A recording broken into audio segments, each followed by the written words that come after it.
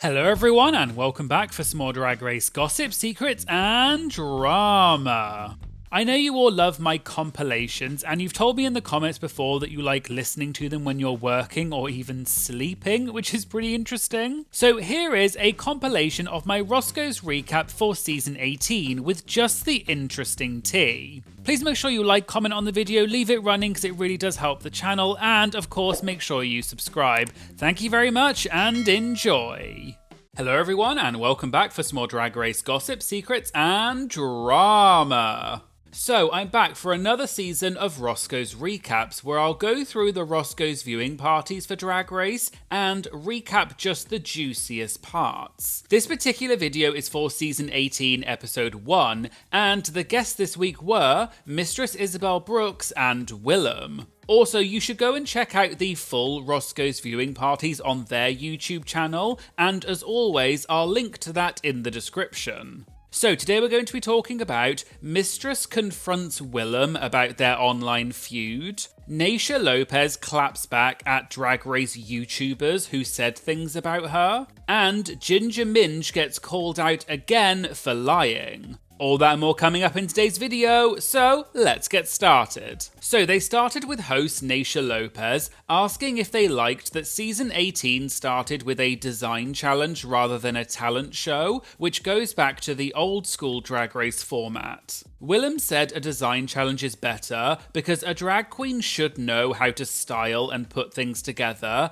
and it shows that you take your look seriously because half of it is about the look. Willem then said, quote, "If girls show up ugly with no nails, they shouldn't get paid." Mistress added that with the talent show, we're, quote, "tired of hearing the Joella Puss B track, everyone just dancing saying bleep."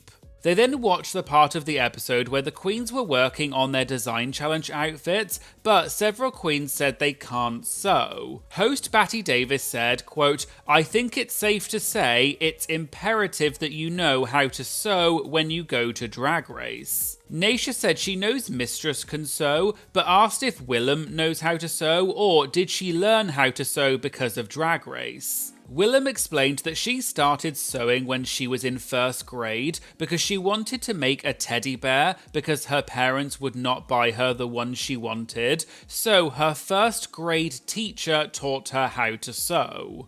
They then talked about RuPaul's main stage outfit, and Naysha said she thinks RuPaul watches Roscoe's and Willem's podcast Race Chaser because, quote, "we ate her alive last season for the ridiculousness that she was coming down that runway with, but she looks sickening in this episode." Naysha followed this up by saying that Drag Race has a way of doing things that are so relevant to right now, even though this season was filmed a long time ago. And as an example, it was really cool that they had Cardi B as the guest judge this week, because Cardi has been a real advocate for the LGBT+ community, and once said, quote, "if you don't got a gay friend or a trans friend, you just ugly." They also applauded Cardi for bringing on two members of her glam squad team, Erica LaPearl and Tokyo Styles, her makeup artist and hairstylist respectively, who are both trans, who appeared during Untucked, and they all agreed it was so amazing that Cardi did that.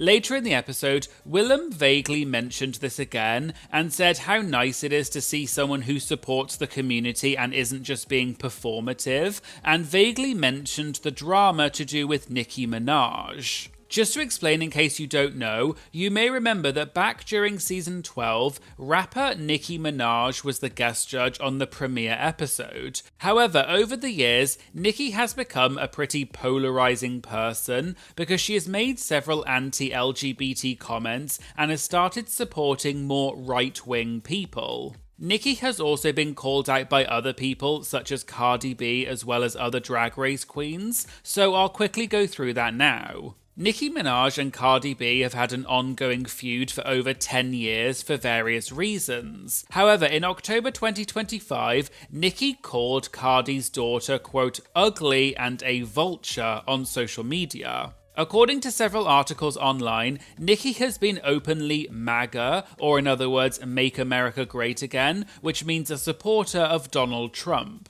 But in more recent years, Nicki has reportedly made several transphobic comments and has also frequently criticised California's governor Gavin Newsom for his pro-trans views. Nicki also recently appeared at the Turning Point USA conference, which is a conservative organisation that was founded by right-wing political activist Charlie Kirk, who was assassinated back in September 2025. Nicki appeared at the conference with Charlie's widow, Erica Kirk, which many people saw as Nicki openly supporting the right wing, who are usually very anti-LGBT. Nicki also openly supported Donald Trump during the conference and called him the, quote, dashing, handsome president. Nicki got a lot of backlash for this, and some reports have suggested that Nicki lost a lot of followers on social media, and after the event, she apparently temporarily deactivated her Instagram. Many people have questioned why Nicki would do all of this, especially after she was on Drag Race, and some theories are that Nicki is trying to get a presidential pardon for her husband, Kenneth Petty, who is a registered sex offender and is accused of SA against a 16-year-old girl. However, this is just a theory, and some people think Nicki has always been right-wing, but it's only just started to come out more in recent years. But because of all this recent controversy, many Drag Race queens criticised Nicki and said people should not support her and should stop streaming her music. One queen in particular who called Nicki out was Heidi in Closet, who you may remember got critiqued by Nicki during season 12, where Nicki said that she hated Heidi's hair and makeup. I hate your hair and makeup today. Back in December 2025, when all of this Nicki controversy happened, when Nicki appeared with Erica Kirk, Heidi tweeted saying, MAGA Minaj, so it was more than just my hair and makeup you hated. Nicki actually responded to Heidi's tweet by saying *than, because Heidi had made a grammatical error by saying then rather than than. Heidi's tweet then got flooded with a lot of hate from Nicki Minaj fans, who are called Barbs. Heidi then tweeted saying, I love the Barbs in the comments, run that algorithm up. Several Drag Race queens supported Heidi and called Nicki out by commenting on her tweet. For example, Megami replied to Nicki saying, Cardi B has more Grammys than you. Joey J commented saying, I'd be less worried about the typo and more worried knowing the next cast of To Catch a Predator, but that's just me. Nikki Doll commented saying, Ew, Mariah was right, which is presumably a reference to the fact that Mariah Carey and Nicki Minaj were both judges on the show American Idol and had a very public feud after Nicki allegedly threatened Mariah, and Mariah said Nicki was unprofessional and a bully. Back to Drag Race, and Heidi tweeted further about the situation after people said that Nicki was justified in her criticism of Heidi's hair and makeup. Heidi said, the mug and hair was a chop that day, I can admit that. However, something I can say is, I have never nor will stand with P-words. P-words being someone who is attracted to children, which is presumably a reference to her husband who is a sex offender. There's a lot more to this situation which I don't have time to cover in this video, but this was just a quick overview of why many people within the Drag Race community have called out Nicki Minaj and praised Cardi B. Going back to Roscoe's, they talked more about the queen's looks, and Mistress said she hates when they hype up that so many of the queens this season are very established and experienced, but then a lot of them were, quote, horrible from a design point of view, and people in the audience laughed. Mistress said that Jane Don't and Vita Von Teese Star were the only ones that were sickening. Mistress also said she liked Discord Adams, but Naisha mentioned how bad Discord's runway walk was, and Willem said that the walk was, quote, diabolical, and cancelled out anything good that she had on. On a similar note, they mentioned that in Untucked, Discord was upset that she was not in the top, and she even brought this up to Cardi B when Cardi B came to Untucked. But Willem said she thinks Discord's walk is what kept her out of the top. The other host, Caramel, said that they're not going to tell Discord about the walk because that way she'll do it a few more times and then they'll bring it up afterwards. Naysha added that Discord's biggest mistake was letting them know that she was upset about not being in the top, because now they'll deliberately not put her in the top just to get that reaction out of her. But Mistress said you have to remember that the queens do not get to see each other's walks on the runway, so they probably didn't know how bad Discord's runway walk was. Mistress said she loves that Discord was getting so hot about not being in the top, and if Mistress had been there, she would have poked her even more to get a bigger reaction. Willem asked the audience what they thought of Discord, and not many people said anything. Willem then said, quote, "just taking the temperature," and everyone laughed. Mistress said she needs to say something and she hopes it doesn't get taken the wrong way, but the whole time she's watching, she keeps thinking about the supposed rumours we've all heard about that Discord got disqualified from the season and allegedly did some problematic things. If you don't know what that's in reference to, I did do a video about that which I'll link to in the description. But Mistress said, when a queen goes on to the season with people already not liking them, that's the perfect person to, quote, make look the absolute fool. So I can already see where this is going. They're gonna make her look a hot ass mess. Naysha kind of disagreed though and said she's the first person who will call out production because they do shady stuff like that, but in this instance, Naysha thinks it's Discord who decided to walk like that on the runway, and it was Discord who decided to get heated that she was not in the top and brought it up to Cardi B, so you can't blame production for things like that. They talked more about Untucked and mentioned the new little area this season where the queens can talk to the camera. Willem explained that they did something similar on season 4, and every episode they got the queens to go into the quote ladies room, and although they filmed it every episode, they only ended up showing it twice. Also, apparently the lighting in that room was so bad, and that's why none of the queens wanted to go in there. Naysha mentioned something similar on season 8 with the Shade Tree, where multiple of the queens could go in and do confessionals together, a bit like the show Real World. However, they barely ended up showing it in any of the actual episodes. They moved on to the Q&A session, and an audience member asked Naysha and Mistress how they felt that Ginger Minj has replaced Bad Bunny as Puerto Rico's icon, and everyone laughed. Just to quickly explain, there's been a lot of discourse about Ginger Minj recently. She's been accused of lying or making up things, and has been called out about it on many occasions already. I did do a video about this which I'll link to in the description. However, I may need to do another video about this because there have been so many other examples since I made that video. But one of the things that Ginger has previously said is that she has Puerto Rican heritage. However, some people suspect that this is not true or that Ginger has exaggerated it, which is presumably why people in the audience laughed when the audience member asked the question about Ginger being a Puerto Rican icon. Naysha laughed and said, in Puerto Rico, they have an expression which says that you're Puerto Rican because it's in your blood, not necessarily where you live or where you were born. Naysha then jokingly said, quote, all 25% of Ginger Puerto Rican's roots, or was it half, or was it 75%, presumably joking that Ginger often lies. Naysha brought up that she had seen a clip of Ginger where she was talking about her Puerto Rican heritage, and I'll show a short clip of it now for those who haven't seen it. I do have Puerto Rican heritage.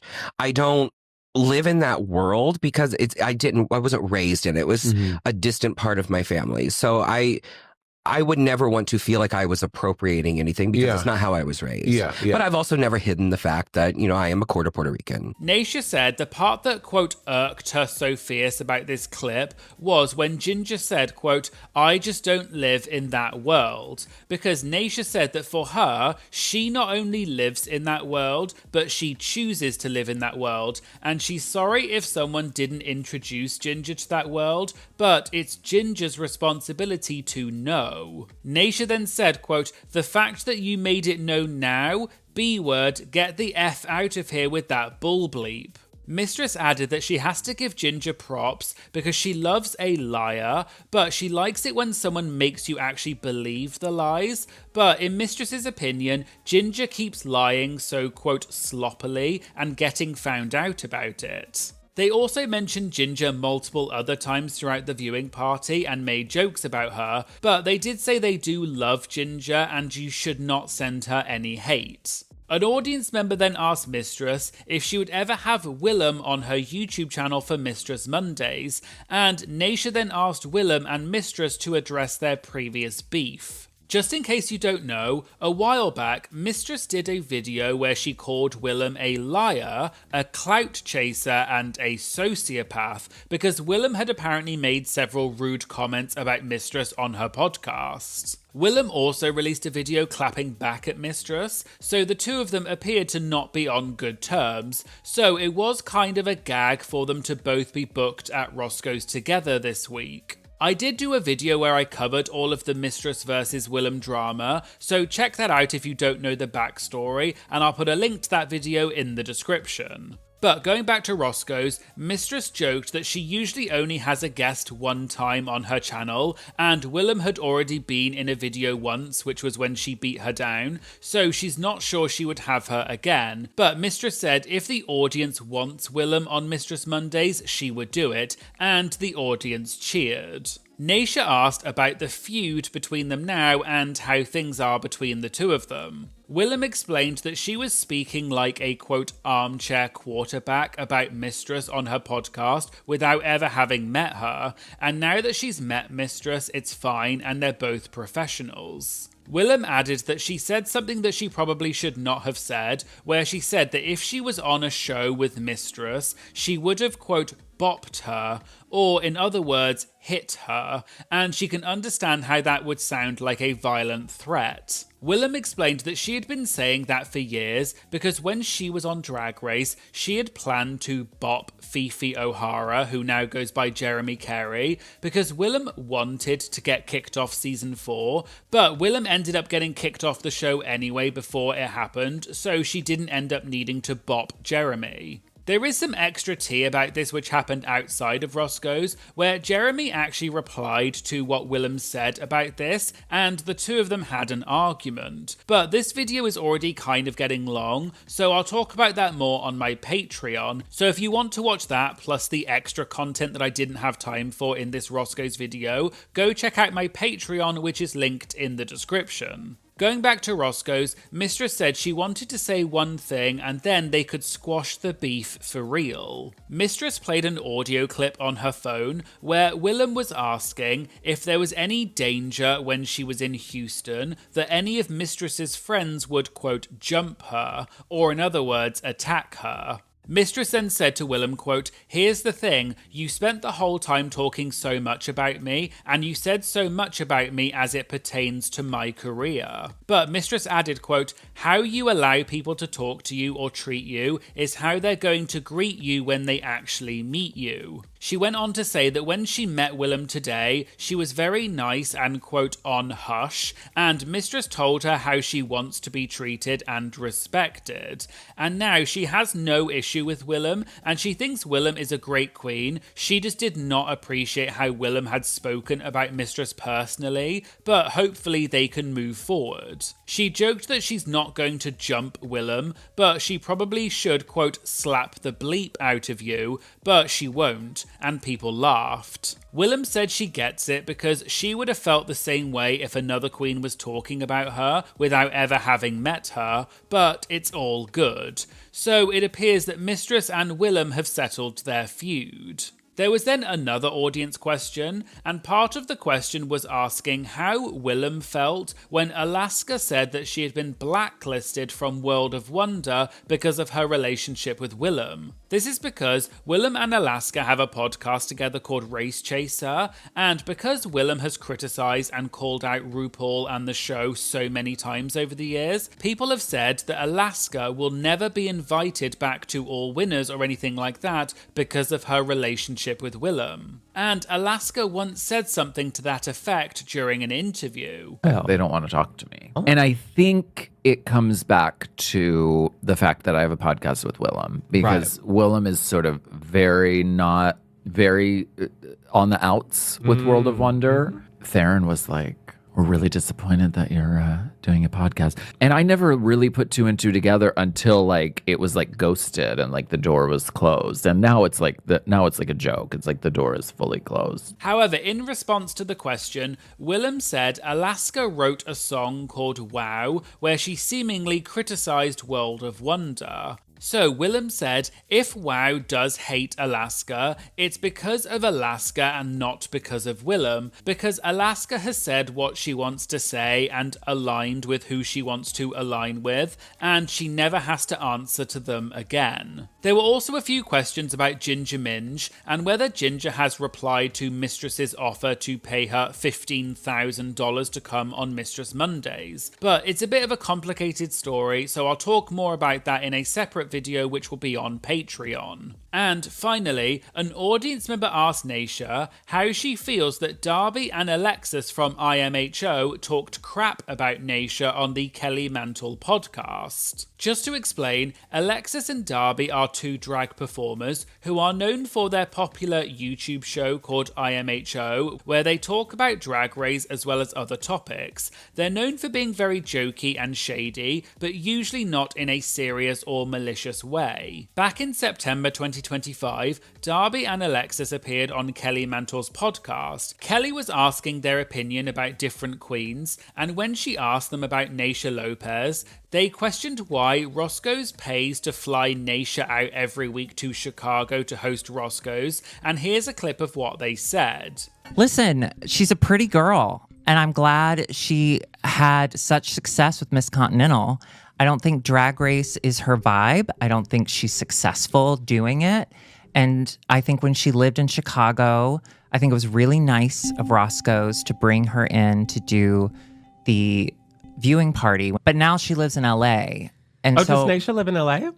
Roscoe's pays to fly her out weekly. We love to Roscoe's, host the show. They And we do? love Roscoe's. Naysha is not doing what I think she thinks she's doing. And I don't understand why they would spend so much money flying in a local girl who's not a local girl, who's also not funny, and that the fandom doesn't respect. So going back to Roscoe's, Naysha said she'd never heard of either of the two of them and she had not seen the clip, but the others at Roscoe's summarised what they had said. Naysha kept mentioning Alexis, although it was actually Darby who mainly said the things about Naysha. Naysha said, quote, Alexis, this other B word who had a lot to say about me in the press. Alexis, I don't even know who that is, and the fact that she knows me says a lot. Naysha went on to say, Alexis is clearly someone who defines a person's drag based on a TV show, but Naysha was successful before Drag Race, and she'll be successful after it as well. She then asked if Alexis has done a halftime show for the Chicago Bulls, or won Miss Continental or worked with J-Lo. So Naysha said, quote, in a nutshell, I have a stunning resume, and I'm booked here to share my opinion, not because I think I'm better than anybody. Naysha then said about Alexis, quote, now this is clearly someone who clearly does not have work and is not booked. People laughed, and then Batty said that they were going to end it there, and then they moved on to something else. But in the comments on the Roscoe's video and the clips that were shared of this online, a lot of people said that they were team IMHO, but they also thought that it was funny that Darby was the one who actually said most of the stuff about Naysha, but it was actually Alexis who Naysha kept mentioning, which was just funny. And as of right now, I don't think Alexis or Darby have addressed what Naysha have said as far as I can see. Hello everyone, and welcome back for some more Drag Race gossip, secrets, and drama. So I'm back for another Roscoe's recap, and this viewing party was for Season 18, Episode 2, and the guests this week were Roxy Andrews and Detox. Today we're going to be talking about Roxy calling out Ginger Minge for lying about her, some backstage tea about Coco Montrese's elimination on All Stars 2. Naysha Lopez also doubts the truth about some things that Ginger Minj has said. And some drama that's sort of related to this week's runway to do with T.S. Madison. All that and more coming up in today's video, so let's get started. Also, I'm so close to hitting 140,000 subscribers, so please make sure you hit that subscribe button to help me get to that goal. And if you choose not to subscribe, we all know what Tatiana would say. Choices. So they started off by asking Roxy if she knows any of the queens from this season, because quite a few of them are from Florida, which is where Roxy is from. Roxy said she's good friends with Mikey Meeks and they've worked together a lot. She also knows Athena and Juicy Dion, and she's heard of Mia Starr, but she doesn't know Discord Adams. They also asked who Roxy is rooting for this season, and she said Mikey because she works with her all the time. They also asked them how they felt that the first episode of the season had no eliminations and it was not a split premiere. Detox said that she likes that, but Roxy said, quote, "I just always think somebody should go home. B-word, if you make it all the way there and you effed up, B-word, bye," and everyone laughed and Detox agreed. Detox asked who Roxy would have sent home in episode 1, and Roxy said, quote, "the potato sack, that was bad," which was in reference to Mandy Mango's outfit. They moved on and talked about the runway category for this week, which was your neck, your back, your pussy, and your crack. Roxy mentioned this was funny because this runway category is inspired by a song of the same name by the rapper Kaya. And Judge T.S. Madison has a long-standing beef with Kaya, so it was funny that this was the runway category, and that might be why T.S. looked shocked when RuPaul announced the category. I had never heard about this drama before, so I did a little bit of research about it. It's a bit of a complicated story, so I'll just give you a very quick overview of what happened. Several years ago, T.S. Madison and Kaya used to co-host an online entertainment/gossip show called The Queen's Court. After a while, the two of them fell out for various reasons, and Kaya alleged later that TS took ownership of the show's brand without Kaya agreeing to it. But TS claimed that she did it to protect the business because Kaya was not fulfilling her responsibilities. Sometime later, Kaya allegedly made rude and disparaging comments online about TS, including some transphobic and anti-LGBT comments. She also tried to file a restraining order against TS, but it was denied. Then, from what I can see, last year, Kaya was booked for DC Pride, even though she had previously made several anti-LGBT comments. So there was a lot of backlash against Kaya being booked at a Pride event, and TS was also booked at the same event. Apparently, Kaya confronted TS at the event and accused TS of trying to interfere with her, quote, getting her bag. Kaya also allegedly hurled insults at TS on stage. There are several videos posted online showing a heated phone call between the two of them where they are arguing about what happened. TS later addressed the drama in a video and joked that she never tried to stop Kaya getting paid, which amounted to $2,500 and lemon pepper wings. So anyway, this was just a quick overview of why TS and Kaya do not get on, and why it's funny that Kaya's song was the inspiration for this week's runway when TS was one of the guest judges.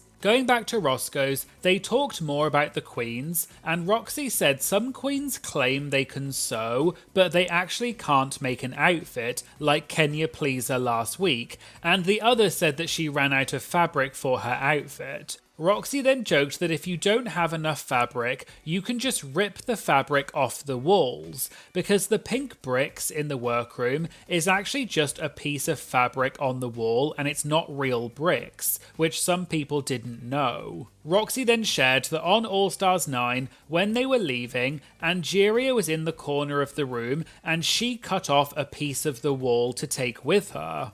Naisha said she also did the same thing when she was on All Stars 8. But the funny thing is, she later found out that they put the set into storage between seasons, so maybe there's a big hole in the wall the next time they unpack it and put it up. Later on in the episode, Detox said that she was bored of this episode and that she was dozing off while watching. Naisha agreed and said that the episode started off strong, but then it just sort of, quote, fizzled, and even the drama that happened in the episode was not that interesting. Roxy said she's heard through the grapevine that this season is apparently a, quote, kumbaya season, so presumably there's not going to be much drama. Naisha joked that sometimes they read online that the Roscoes viewing parties are actually more fun than the actual episodes. They then got to the moment when Didi Fuego got eliminated and became the first queen to be eliminated from season 18, and they all clapped and cheered for Didi. Detox said that she knows Didi from New York and she's really fun, so it sucks that she was the first to go. Naisha said you should all go and follow Didi on social media, or at least send her a positive comment,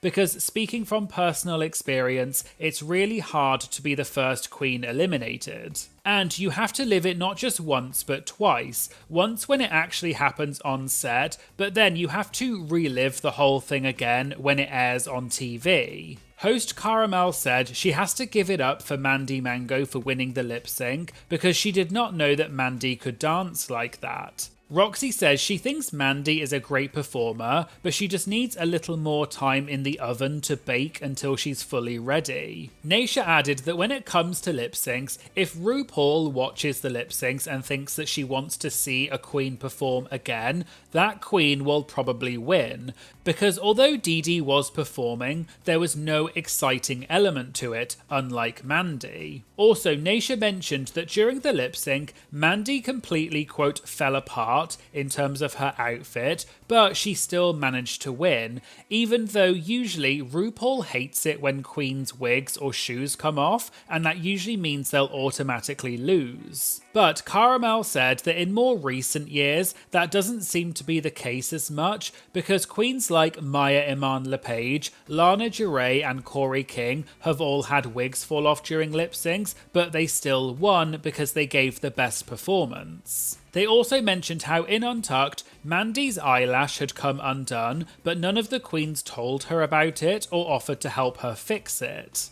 Roxy said it was a bit like on season 5 when Serena Chacha did her best drag look, and when she turned around, she had on a, quote, old lady nude panty, which the judges read her for. And although the other queens saw it backstage beforehand, they didn't tell Serena to change it because they didn't like her. Also, if you're a frequent viewer of Roscoe's, you'll know that pretty much every time Roxy is at Roscoe's, she always makes a joke about Serena Chacha, so it's sort of become a bit of a running joke. They moved on to the Q&A session, and Caramel said because Roxy and Detox were there, she wanted to reach out to a special friend of theirs to submit a question, and they played a video from their fellow Season 5 and All Stars 2 sister, Coco Montrese. Coco had 2 questions, and the first was for Roxy, which was, at what point in All Stars 2 did Roxy start to feel regret for sending Coco home in the first episode? Was it when Adore Delano quit the competition the next episode?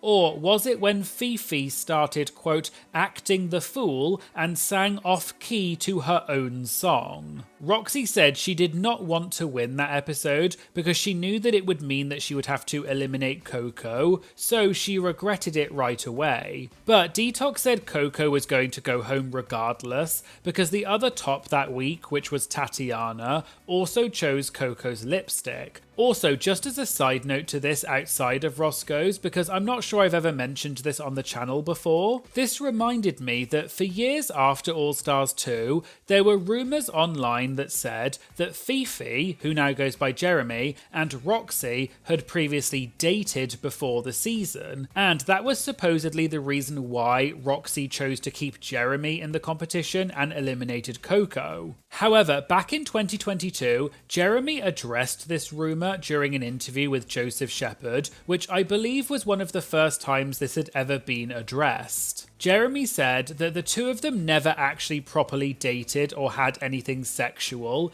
but they definitely talked. And it sounded like there was something between them, but it never actually amounted to anything. But according to Jeremy, on the set of All Stars 2, everyone knew about Jeremy and Roxy having something in the past, and apparently they kept trying to get them to talk about this storyline on camera. So every time Roxy and Jeremy talked, they would try and make them say something about it, but presumably the two of them just refused to talk about it, which is why it never appeared in the episodes. And I just thought that this was some interesting backstory that some of you may not have heard about before. Going back to Roscoe's, and Coco asked a second question, which was for Detox, and she said, "Tell the truth, you were being very strategic when you paired Coco and Alyssa together for the Can I Get an Amen singing challenge right after they had just had an argument," and everyone in the audience laughed. Roxy said Coco doesn't know this, but she and Detox were laughing about it at the time, and they decided to put the two of them together. Detox said, quote, "Because they were being so annoying, I was like, F it."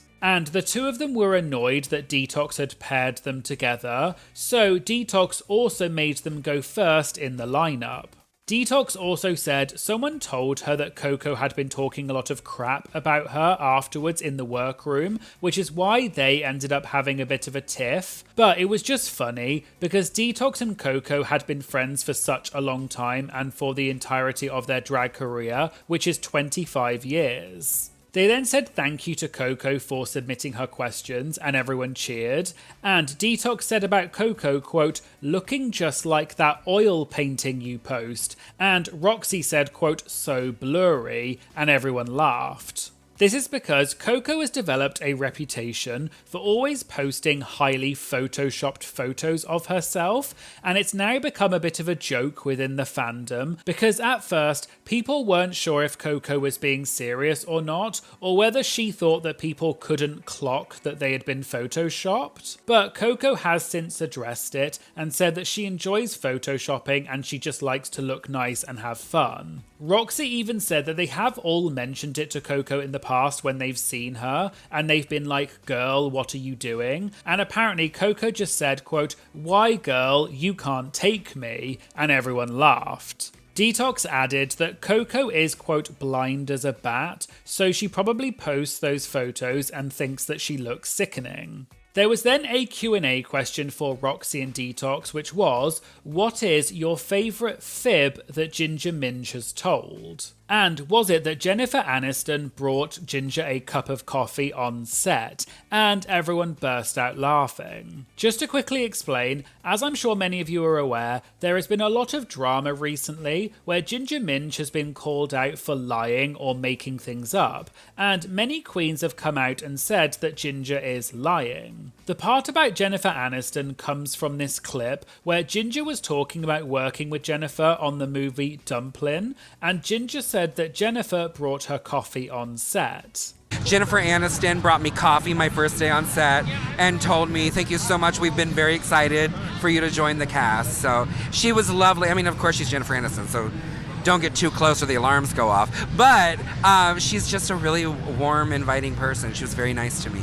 I did not know Jennifer Aniston was doing the intern duties of this movie. That's amazing. But in the wake of all of this Ginger Minj discourse, people now think that Ginger might be making this story up, or at least highly embellishing it. I did also do a video about all of the Ginger Minj lying accusations, which I'll link to in the description, but there may be a further video in the future because there are more things to talk about. So going back to the question, and Roxy said, we've all been caught lying or extending the truth in our lives, but Roxy said, some of the things Ginger has said, why would she lie about that? Because it's so easy to prove false because other people were there. For example, when Ginger said that they made Cynthia Erivo do the battle cry on set before the lip sync on All Stars 10, but then Acid, Daya and Denali all said that that did not happen. Roxy then brought up one of Ginger's other apparent lies that involved Roxy. So a few weeks ago, Ginger appeared on Monet Exchange's podcast, and she mentioned Roxy specifically and said that she has known Roxy for years and they started drag together, and she even stood next to Roxy on stage when she was crowned Miss Continental Plus. Like Roxy, I grew up doing drag with Roxy. We've known each other forever. Yeah. We started in pageants together. Yeah. I stood beside her when she was crowned Miss Continental Plus. Oh, word. Like there's deep roots there. And she said that Roxy knows that Ginger has Puerto Rican heritage, but seemingly denied it, which felt like a quote slap in the face. She came out, she knows that, you know, I do have Puerto Rican heritage, and she knew that. For her to like take it right after the moment I was crowned publicly to say like, no offense, you were great, but it's time we crown a Latin winner. Yes, I don't necessarily live in that world. That's not where my drag is based. But you know, like, that doesn't make me any less. It just like struck me as really like a slap in the face on many levels. However, after this clip was posted, Roxy posted a screenshot of this moment in her Instagram stories and said, "At Ginger Minge, stop lying. We don't talk. How the F would I know you're Puerto Rican? And deep roots? When was the last time you called or cared how I'm doing? Girl, bye, leave me alone, Ginger." Roxy followed this up with a photo of when she won Miss Continental Plus, and the caption said, "This is the top 5 of the year I got crowned Miss Continental Plus. Where's Ginger?"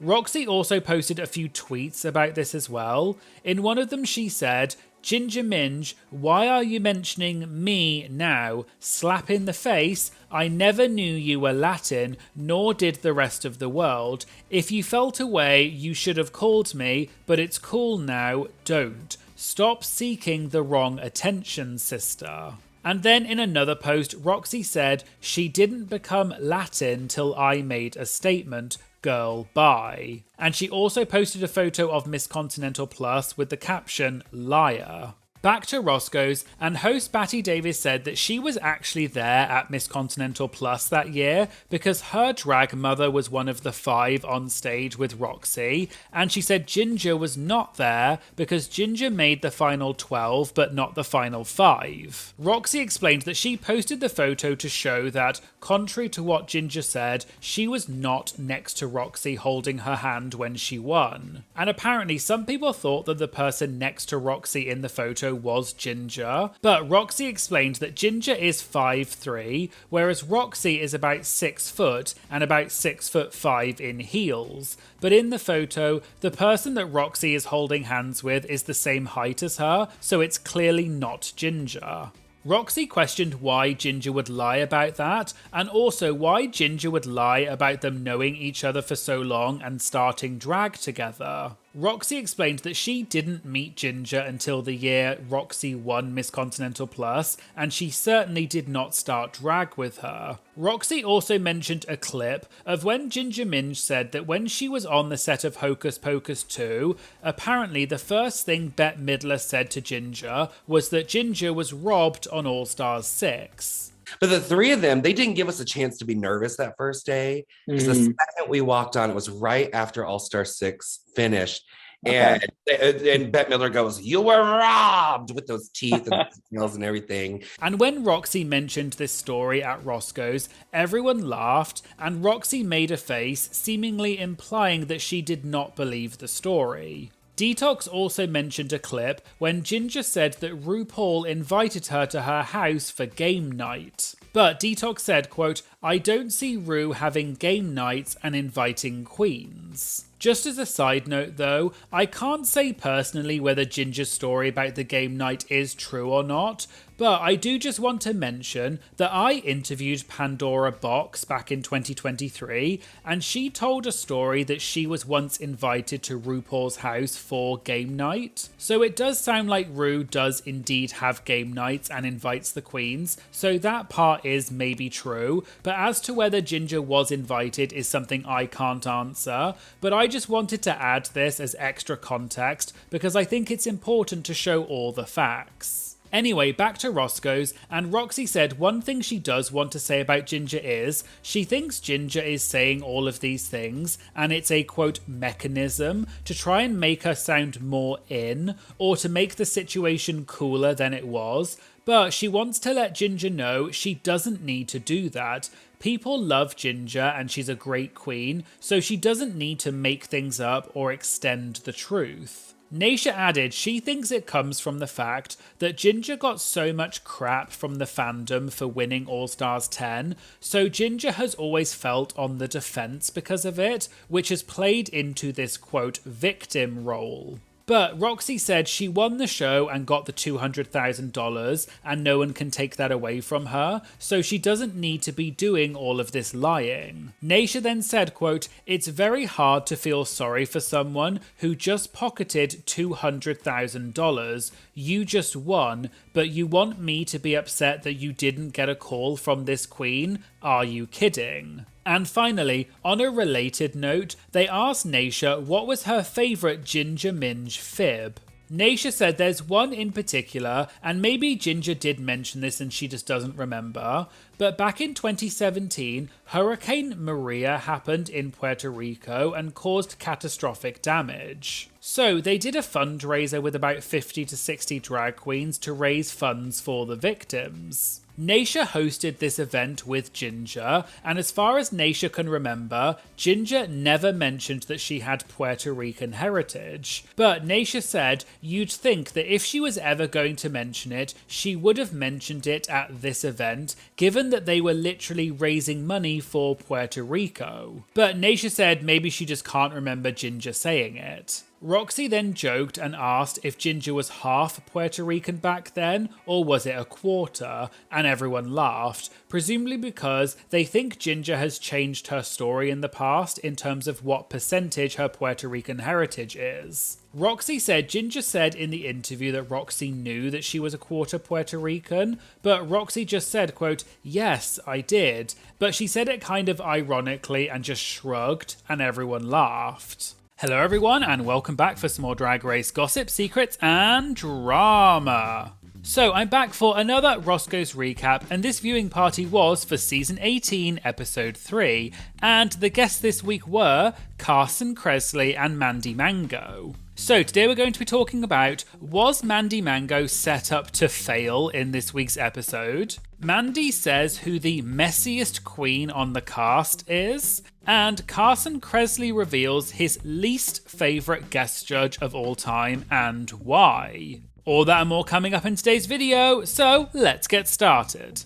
Okay, they started out with Naysha saying you might be wondering why she's been on her best behaviour so far, and she said it's because two of the Drag Race producers and World of Wonder co-founders were in the audience at Roscoe's that night, namely Tom Campbell and Fenton Bailey, and everyone cheered for them. They talked about this week's challenge, which was RDR Live, and they asked Mandy how she felt about it. Mandy said some queens like Juicy Love Dion were really nervous for this challenge, but Mandy wasn't, because it was a very high energy challenge which she was excited for, but she says, now looking back at it, she wonders why she chose the character of an old Amish lady who churns butter. Host Batty Davis said, during the part where the queens were fighting over which roles they wanted, we saw that Jane Don't and Athena Dion had a bit of a tiff, so what was the energy like in the room? Mandy joked and said, quote, I think we all enjoy seeing Athena break a little, and she's very easy to break at the seams. So a lot of the time, Mandy thinks they all just disagreed with Athena for the fun of it. But the tension between Jane and Athena was real, because they both really wanted to play the mother character. They then watched RDR Live, and Batty asked Mandy what part of the challenge she found the hardest. Mandy said trying to find all of the notes in between the lines was the hardest, and figuring out how to flesh out the character with the physical comedy and the mannerisms, but still make it funny, and the audience agreed that Mandy did a good job. Carson said the producers do a great job of always coming up with fun content for the show even after 18 years. And we all know that often in acting challenges, some roles aren't as good as others and it can drag down your group. But in Mandy's group, Carson thinks everyone was strong. Naysha asked Mandy how much of it was scripted and how much was improv. Mandy said the lines, the hat throwing off, and the breasts were part of the script, but everything else was down to personal interpretation, and you were also able to ad-lib. Cara asked if they got to watch the other group's scenes, but Mandy said no, they only got to see each other practice in the workroom, so they kind of knew what the scenes were about, but watching this episode now was the first time they got to see the full thing. There was a VIP question which was, which scene Mandy would have liked to have been in other than her own, and Mandy said the lipstick scene because they had really good material. They then watched the bit later in the workroom when Jane Don't was getting upset because she felt like she was going to be in the top again and that the other queens were going to be annoyed at her for being in the top for the third time. So Naysha jokingly asked Mandy if she felt bad for Jane for doing well, and people laughed. Mandy laughed and said, quote,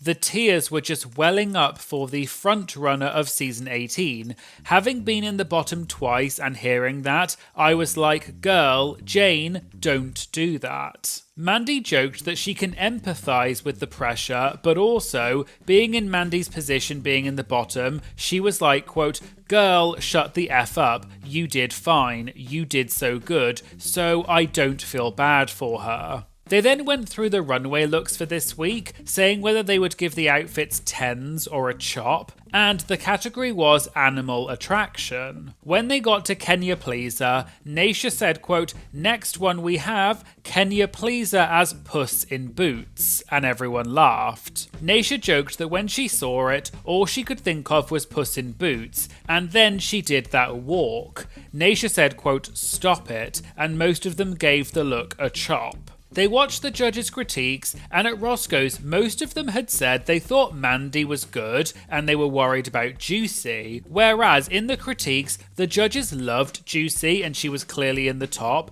whereas Mandy was in the bottom, and the judges said that she did too much and it wasn't in keeping with the Amish character, so that was totally the opposite of what they thought at Roscoe's. Naysha asked Mandy what it felt like watching the judges' critiques, because some of the critiques, like when the judges talk amongst themselves, the queens have never heard that before. Mandy said her struggle was balancing the character and what was in the script and making the character come to life. Mandy revealed that the script did say, quote, "Open up your shirt and show your tits." However, Mandy said it didn't necessarily mean rip open your shirt and show off your nipple as an old lady, so that's where Mandy thinks the critique came from. There has been a lot of chatter about this on social media, with people saying they think Mandy was kind of set up to fail, because even if she had played it more conservative, the judges would have told her that she didn't do enough and still put her in the bottom,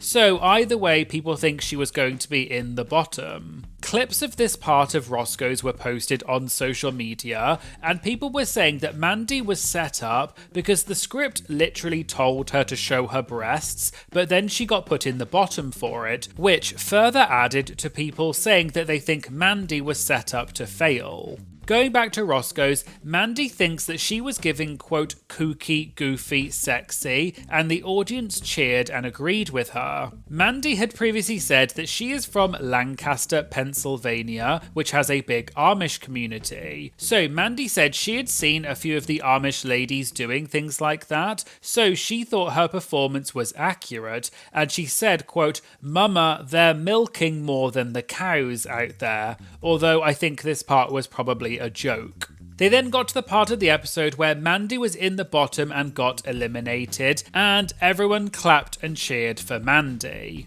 Mandy explained her exit line, which was, quote, "Mangoes can be eaten, mangoes can be slurped. Cheers to all the lovers who make our mangoes burst." And Mandy said that this is a toast that she does at all of her shows. Naysha asked Mandy what was her thought process when she was announced as being in the bottom and lip-syncing while wearing a deer outfit. Mandy joked that she was giving herself more things that she had to take off for the lip-sync, a bit like last episode when she was dressed as a table and had to take it off. But Mandy said every time she was in the bottom, she just, quote, got deeper and deeper in my head, if I'm being honest. Although she said she has a good memory of the lip sync she did last episode, with this week's lip sync, she can't really remember anything about it because she just, quote, blacked out. So she wasn't sure what they were going to see in the episode. Carson added that when you're there on set, it's not as fast as what you see on TV. For example, when you're in the bottom, you have to stand there and they come and take your mic off and they do a sound check. So it's about 5 or 6 minutes when you're just standing there in your head thinking, quote, oh F, what is going on? Mandy agreed and said, you're standing there in your heels after having heard all of the critiques, and there's a team almost a bit like a boxing match, and they come over to you with a fan and water, and the song is just blaring, which is the sound check. So you have to just try and tune everything out and focus on the song. But in terms of the lip sync, Mandy couldn't see what Briar Blush was doing during the lip sync, but all she could see out the corner of her eye was, quote, just a girl in a bra and panty flinging her leg around. So Mandy can't say whether she won that lip sync or not, but, quote, I'll just say that I had a full deer outfit underneath my look. During Untucked, they showed that Mia Starr had a nice message for Mandy when she was eliminated. Mandy said it was very surreal because they were all dressed as animals and looked crazy, so she has this memory of Mia trying to console her while dressed as a poodle. Mandy then said, quote, of the entire cast, I feel like Mia was the only person who really truly saw me as someone who deserved to be on that cast. After having been in the bottom 3 times, Mia could tell that Mandy was really getting in her head, but during the girl group challenge, Mia came up to Mandy and told her that she's a really good dancer and performer, which Mandy really appreciated because Mia is a professional choreographer, so she said that she and Mia really clicked on set. Naysha asked if Mandy still feels like the others didn't see her as competition, or was that just during the show? Mandy said now she realizes that she's a star, and she understands herself a lot more since being on the show. But the thing is, when you're on set, you don't have anyone else to ask or your usual support group, and she joked that, quote, you just have you, your thoughts, and 13 other B words who want to see you lose. They moved on to the Q&A and they had a video question submitted by Melinda Verga from Canada's Drag Race and the upcoming UK versus the World. Melinda's question was, what are their thoughts on the money it takes to put together a runway package for Drag Race? And do they think the price tag discourages talented people from participating in the show? Mandy said a lot of the queens spend so much money on their runway packages because they want to look good on TV. However, Mandy thinks that she and a few other queens on this season have shown that you don't need to spend a lot of money to be on the show, especially if you can make your own outfits, or as long as the designer you use makes things look good, but it doesn't have to be really expensive. Host Caramel mentioned a great example of this, which is Raja O'Hara, who has previously stated that she only spent $1,500 on season 11, $600 for All Stars 6, and then $2,000 on Canada versus the World, which she ended up winning. So you don't have to spend a lot of money to compete, especially if you can make the outfits yourself. Carson said that drag should not be about being the most expensive because drag was born out of necessity, and although finishing touches do matter, it's more about the way you put it all together. And he mentioned that on one of the seasons of All Stars, one of the queens had a, quote, bedazzled camo cape, which Carson thought looked very familiar, and it turned out that it came from a Valentino runway show. But Carson said that it is, quote, very off-putting, because this isn't something that you created, and outfits that are created by mainstream fashion designers like Valentino don't have the, quote, spirit of camp and creativity and sense of humour that drag does. They asked which queen it was, and they thought it was Gottmik, but Carson said it was not Gottmik, but he did not want to say the queen's name. I did a Google to see if I could find which queen he was referring to, and the only queen that came up was this outfit that Shea Coulee wore on All Stars 7, which was from Valentino's Fall/Winter 2019 Haute Couture collection. So it might be Shea that Carson was referring to, but this is just a guess and is not confirmed. Another VIP question for Mandy was, which queen was messier off camera than on camera? And also, which queen pulled it together when the cameras were rolling, but was a train wreck behind the scenes? Mandy said in terms of messy, as in clutter in the workroom, it was Sierra Mist. But the messiest personality and drama-wise was Briar Blush. In fact,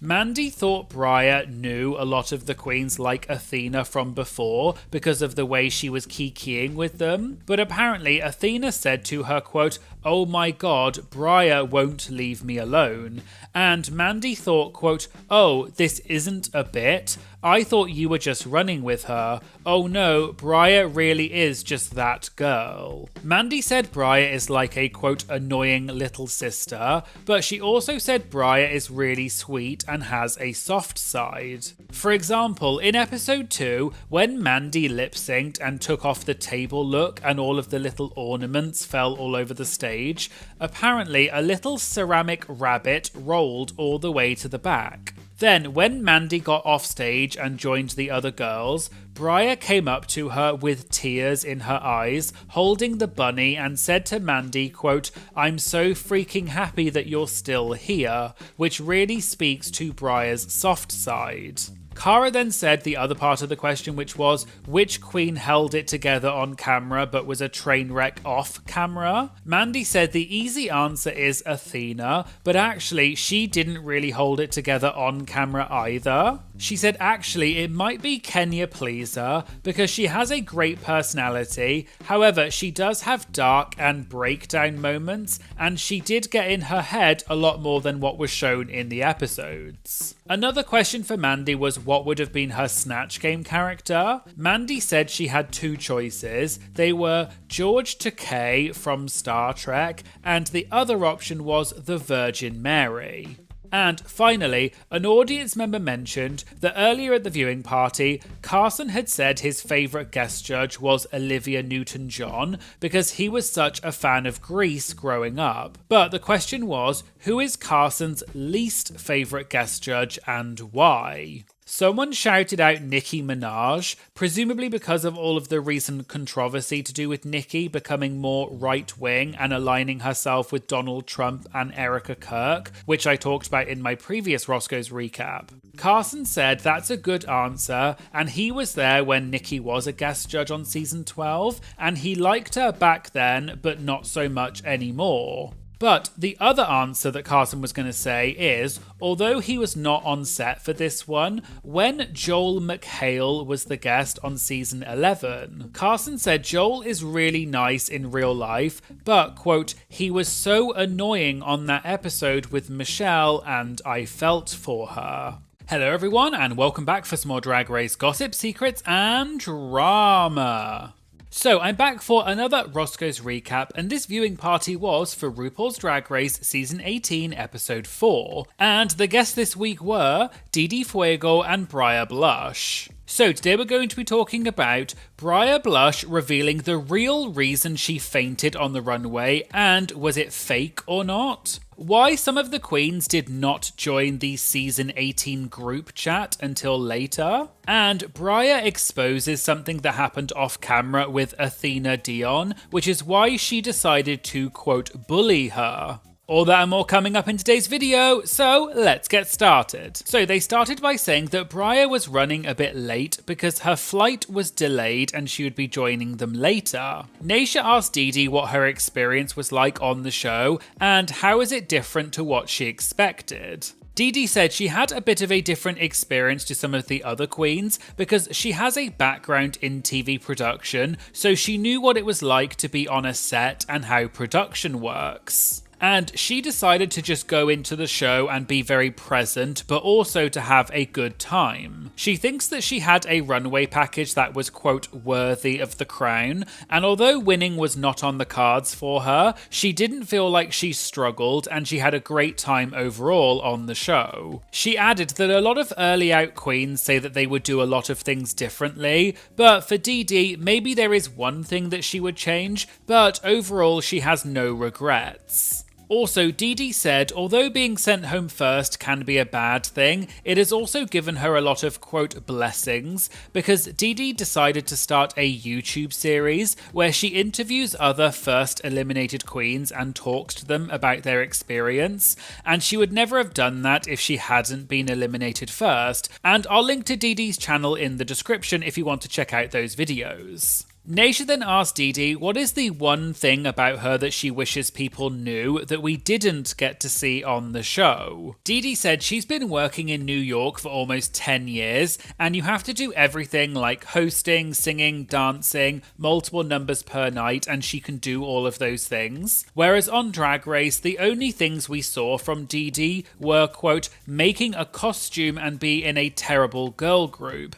And the fact of the matter is, I wasn't bad at either of those things, and yet I went home. So Dee Dee thinks the problem with the show is that people judge you based on your elimination order. Dee Dee also said after she got sent home, she fully expected RuPaul to call her and ask her to come back to the competition, a bit like they did on season 8 when Naysha Lopez got brought back from the competition because there was no chocolate bar or magic potion like on other seasons. Dee Dee also added that the queens are contractually not allowed to work for a certain period of time after their elimination, because if a queen goes straight back to working, people would be able to work out what the elimination order is. So when the queens get eliminated, they have to wait until they're allowed to start working again. They moved on and started watching the episode, and Dee Dee said she had a bit of tea about the part where the queens were picking the numbers which corresponded to a red carpet look that they had to emulate for the design challenge. Dee Dee said she wasn't there, so she's not sure if this is true, but she's heard that because Athena Dion was the last queen to pick a number, she apparently was given the option to either have the last number, which was number 1, or Athena could swap numbers with one of the other queens who had already picked.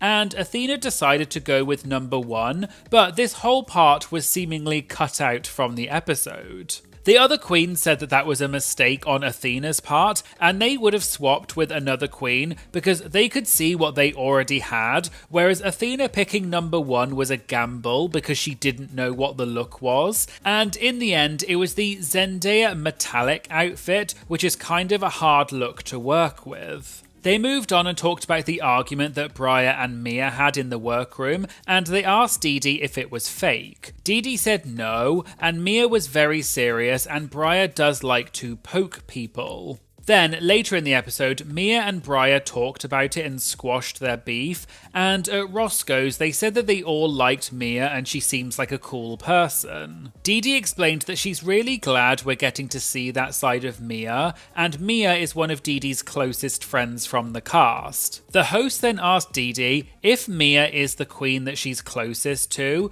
who are the queens that she is, quote, not in the group chat with, or who would you have removed from the group chat?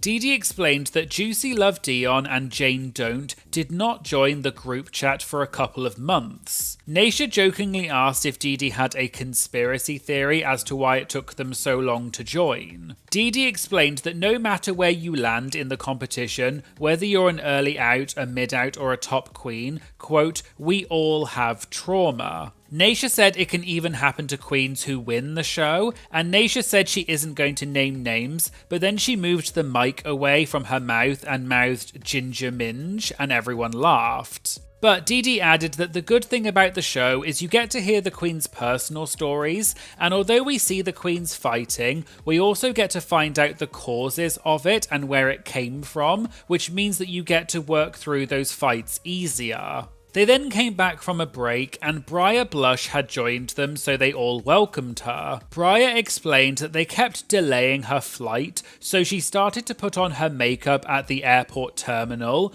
but apparently an airport worker came over to her and told her that she was not allowed to do that. So when Briar got onto the plane, she went up to a flight attendant and asked if she could use the bathroom so that she could paint. The flight attendant asked her if she was on Drag Race and she said yes, and they let her use the bathroom. So Briar managed to do her makeup in 30 minutes, and then presumably she went straight from the plane to Roscoe's when she landed. They moved on and Naysha jokingly asked Briar why she hates Mia. Briar laughed and explained she does not hate Mia, and actually when their fight happened, she was really confused because the part where they showed the unseen footage of the two of them talking in the mirror from the last episode, that was the only time that she and Mia had had any kind of negative interaction. Briar had planned to talk to Mia about the circumstances of her previous relationship off camera, but then they didn't really have time because they had to do the runway and the challenge, etc. So then when they were talking on the couch at the beginning of this week's episode, that was the first time that the two of them had spoken since that mirror moment. Briar did also talk about this more in a TikTok video where she gave a bit more information, so here is a clip of what she said. I gotta be so honest, I was actually just so confused the whole time because keep in mind, right, when she and I were talking about my previous relationship and I clammed up and I didn't say nothing, it's because I didn't want to talk about it on camera because I didn't want to involve anyone on Drag Race that had nothing to do with it. Like, I didn't want to bring that up and have them see it and feel weird about it. So my plan was to stay silent and then when we were off camera, explain it later. But then, you know, the runway happened, the judging happened, the Untucked happened, and the lip sync. And so by that point, we just hadn't talked. And so when she brought it up on the couches, I was like, I just like was so confused. I was like, what is going on right now? And then with the thing with Athena, it was like we had already talked because we had an issue with RDR and then we got through it. It talked off camera. So it was fine. And so I remember Athena's going and Mia's going and then Athena's going. And I was like, what is going on? And so I was so confused and I was still drunk from the lip sync. And I was like, but no, it was sickening. Mia gathering me is fierce. Like, I'm not mad at somebody gathering me. If you don't like me, you don't like me, and that's fierce. In that moment, she probably didn't like me, but we're friends now, so bleh. Naysha said, from what we've seen, Briar has been poking at the girls and seeing what their reaction would be, and is that an accurate depiction of what she's like? Briar said yes because, quote, I did what I did and I said what I said. Dee Dee agreed and said, quote, she knows who she is and that's what makes Briar Blush so cool. She knows when she's a pest, but she has a really good heart. Briar added that with the things like the tension between herself and Athena Dion, she genuinely does not want to hurt people's feelings, and so when that fight happened between her and Athena, they had already squashed it before, and that argument was just, quote, residual emotions that were still going. Briar also said whatever Athena is feeling is valid because, quote, it's hard to be there and I'm sure it's hard to be there with some little B words in your ear telling you that you're chopped as F. Briar added that she wanted to share a story, and she has Athena's permission to tell this story. The moment Briar decided that she was going to, quote, bully Athena was on the first day. She came back into the workroom after getting out of drag, and she explained to Athena that she has a giant back tattoo that runs all the way from her neck to the bottom of her ass. Briar lifted up her shirt to show Athena the tattoo, but Athena apparently said, quote, no, I want to see all of it, and then Athena pulled Briar's pants down so she could see the tattoo, but Briar added that it was funny and she and Athena are good, but that was just the foot that they started off on in the competition, which is why Briar decided that Athena was her, quote, target. Naysha asked who is Briar's BFF from the cast, and who would she remove from the group chat. Briar said that she was literally texting Juicy Love Dion earlier, so Juicy would be her BFF. And the queen that she would remove from the group chat would be Didi Fuego, and they all laughed. They then got to the moment when Briar passed out on the main stage and they had to bring in a medic to check on her. Didi asked what it was like watching that back. Briar explained that all she remembers is Law Roach telling her not to make that face, and then the next thing she remembers is waking up on the floor with the medic there. And she joked that she looked a lot prettier when she fell than she thought she would, and people laughed. She also said RuPaul was shook, and Briar thinks the part when RuPaul said who wore it best had to be recorded later, and it was added in after.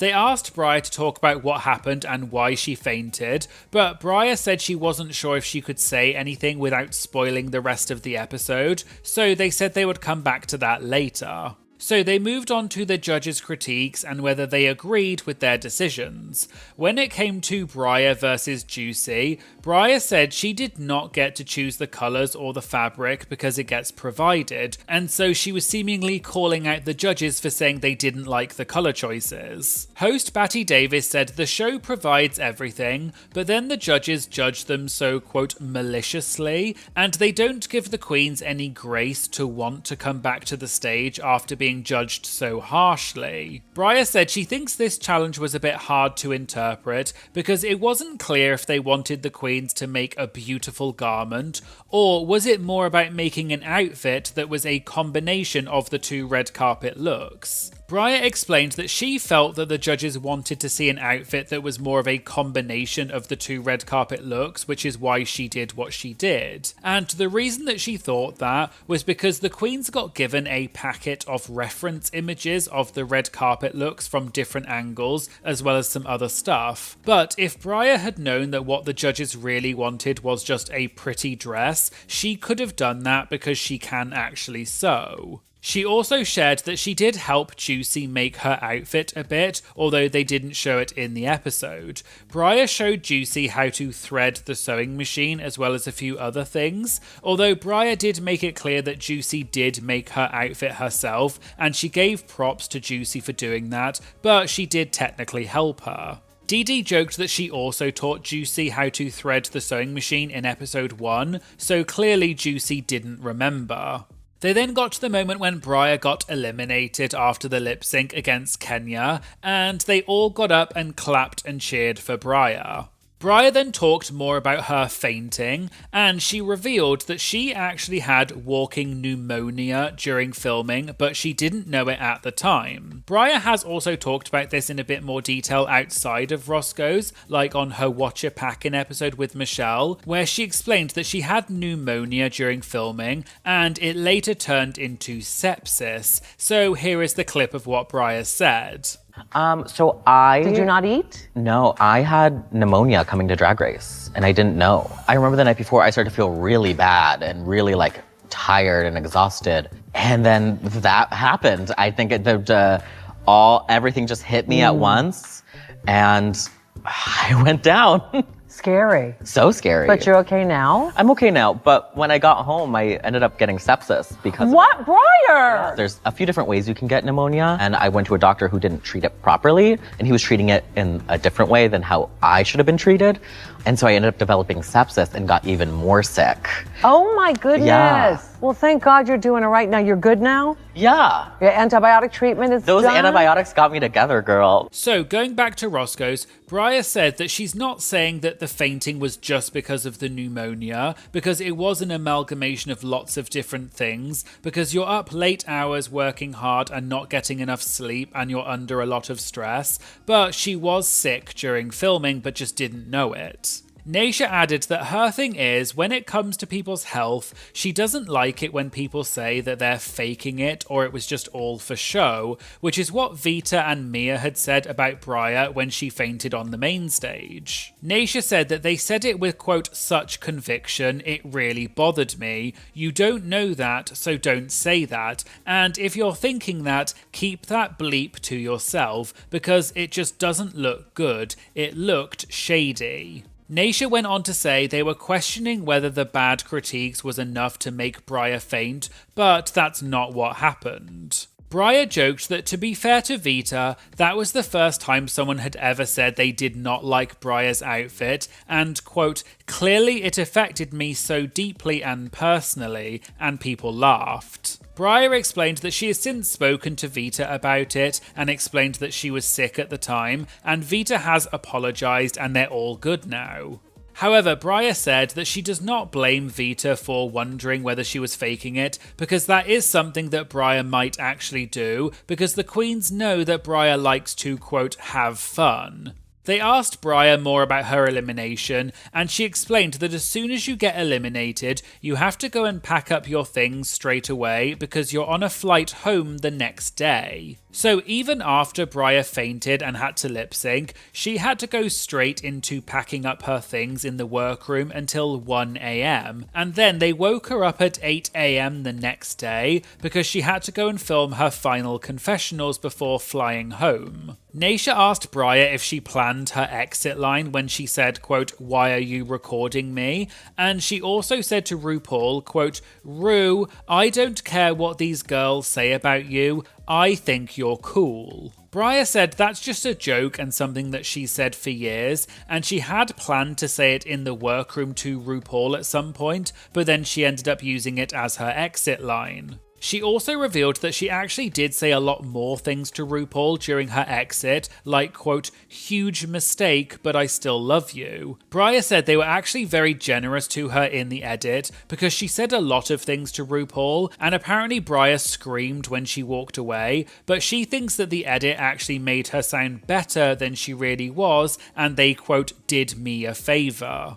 Naysha said they do sometimes edit people's elimination differently. For example, on season 8, apparently Layla McQueen gave a whole speech when she was eliminated and said how much she appreciated the experience. But then in the edit, they made it look like Layla just stormed off without saying anything.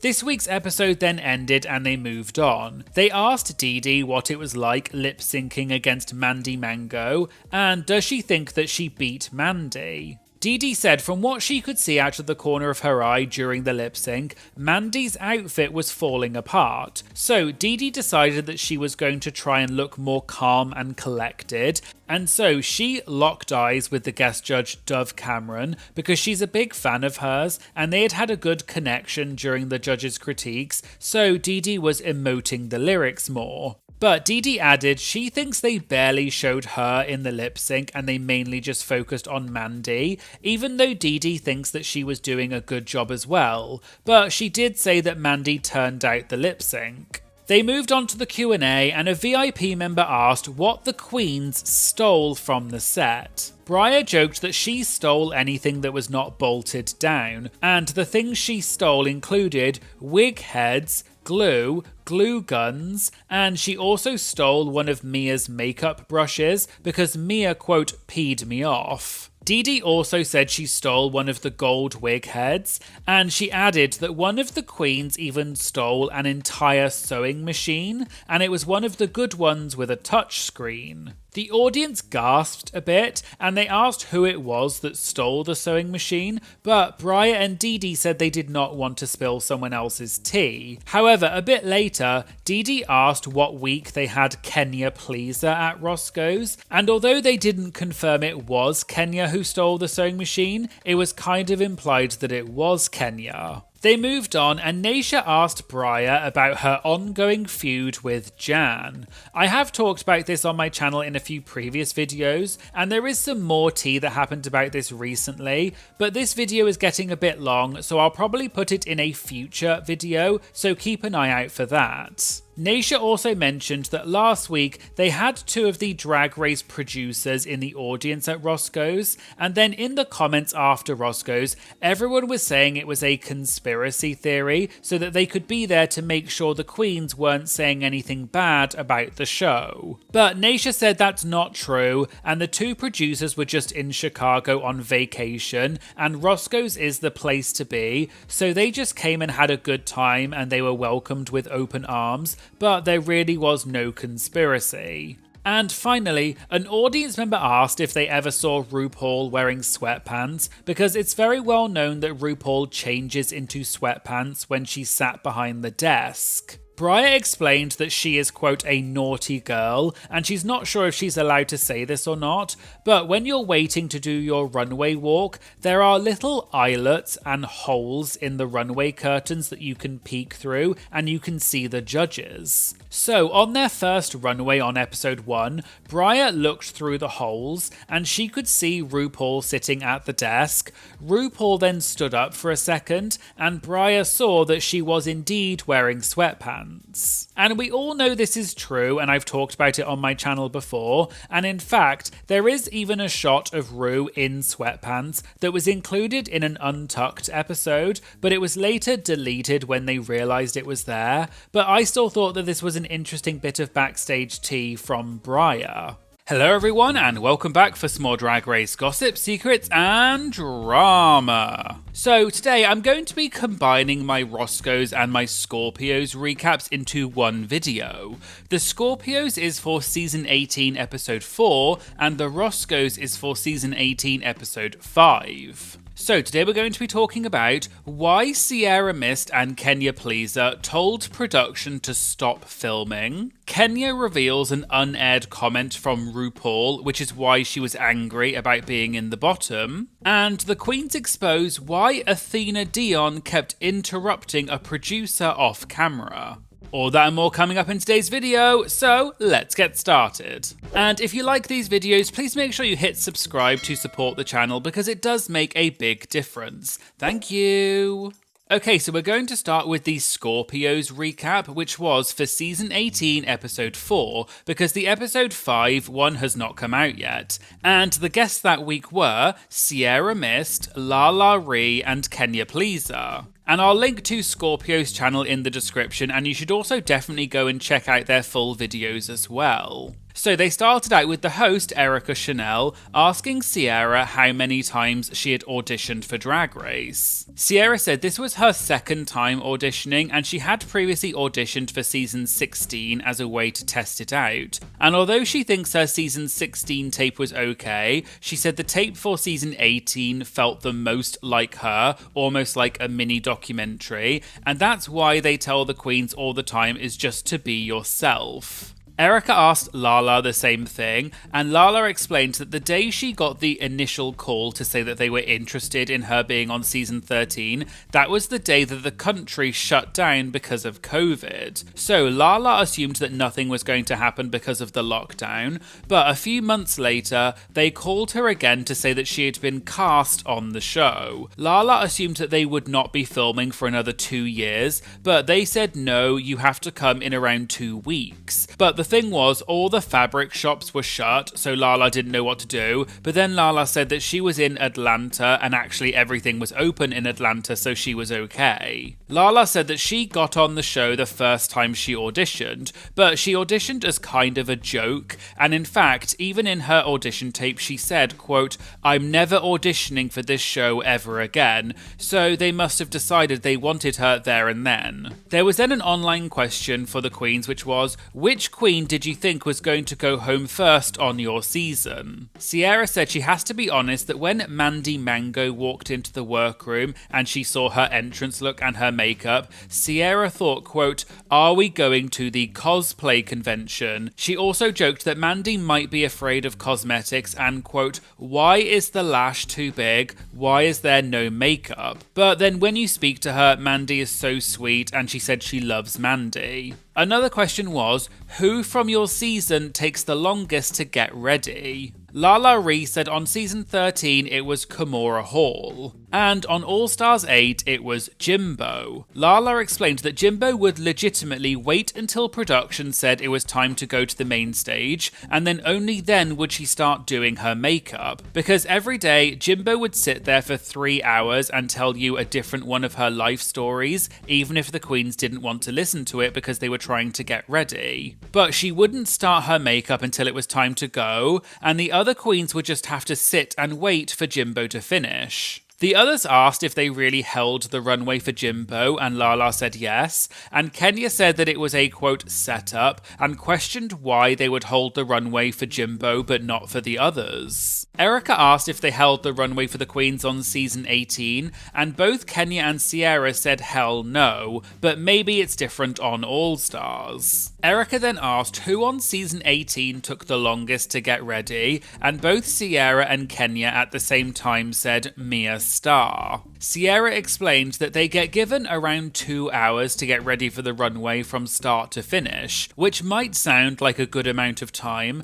but you still have to film the mirror conversations or walk around and talk to the other queens in that time too. One of the other hosts asked if you can start makeup a bit earlier, but Kenya said absolutely not. They want you to walk in with a completely bare face. But Kenya revealed that Mia would actually glue down her hairline and her eyebrows in the trailer beforehand, and then she would wear a low hat and hope that production didn't notice. And in this week's episode, you can see that Mia's eyebrows are clearly glued down already when she walks into the workroom first of all. Also, just to pick up on something Kenya said, she said that Mia glues down her wig in the trailer. For anyone who's watched my previous Scorpios recap from last week, which I'll link to in the description, you may remember that the guest that week, Discord Adams, sort of revealed that the queens stay in trailers rather than a hotel. But it wasn't clear from what she said if this was just for the finale or not, because the other guest last week, Hormona Lisa, said that they stayed in a trailer on her season,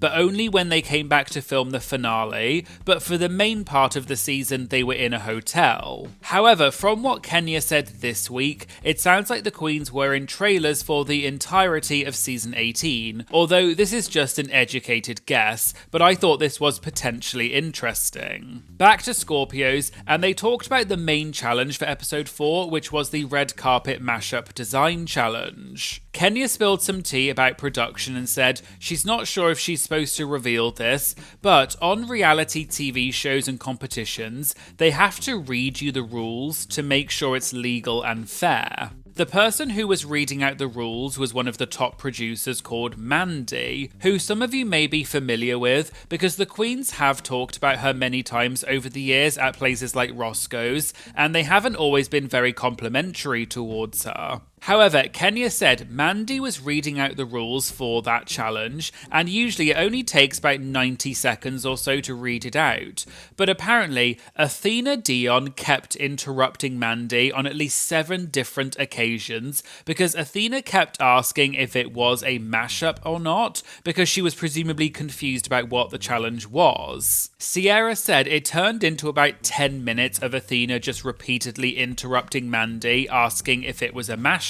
But usually this rule reading is just very quick and they have to film it to prove that they did it, but they just don't show that footage in the episode. And so the other queens started getting annoyed at Athena because this was eating into their time for the challenge, and Kenya joked that she said, quote, "Athena, I'm going to need you to shut the F up." Kenya also said they only get 1 day, which is about 8 hours, to work on their looks, and that's it. So they couldn't waste time with Athena, who kept asking questions. They talked about the moment earlier in that episode when the queens were on the couch and Mia and Briar had a bit of an argument. Kenya said that that fight was, quote, a little bit stronger than what was shown and was much longer in real life. According to Kenya, it was more than just a fight, it was a, quote, B word telling another B word about herself, like, little girl, I'm about to sit you the F down and I'm going to tell you what the mother effing T was. And what really gagged Kenya was when Mia said to Briar that she only wanted to apologise now because the cameras are on. Sierra explained that she was there when Mia and Briar had their initial awkward conversation in the workroom, which was shown in the unseen footage section. And that was when Mia asked if Briar was single. Briar said she had been in a happy relationship for a few years, but then it didn't end well. And Mia joked that it was probably Briar's fault, but Briar clearly clearly did not like that and just ignored Mia, and she'd clearly hit a sore nerve. And Briar later said that she felt really uncomfortable and didn't want to have that conversation on camera. Mia said she did apologize right after, but Briar didn't accept it. But back to Scorpios, and Sierra explained that after that initial awkward moment happened, Mia walked away and Sierra spilled what happened. Sierra then said she looked into the camera and said, quote, "This is not supposed to be on camera. Briar asked for it not to be on camera, but I have to correct the situation." Cut to, it then does become on camera because, quote, "neither of them were adult about it," but Sierra joked that at least there was finally some drama on their season.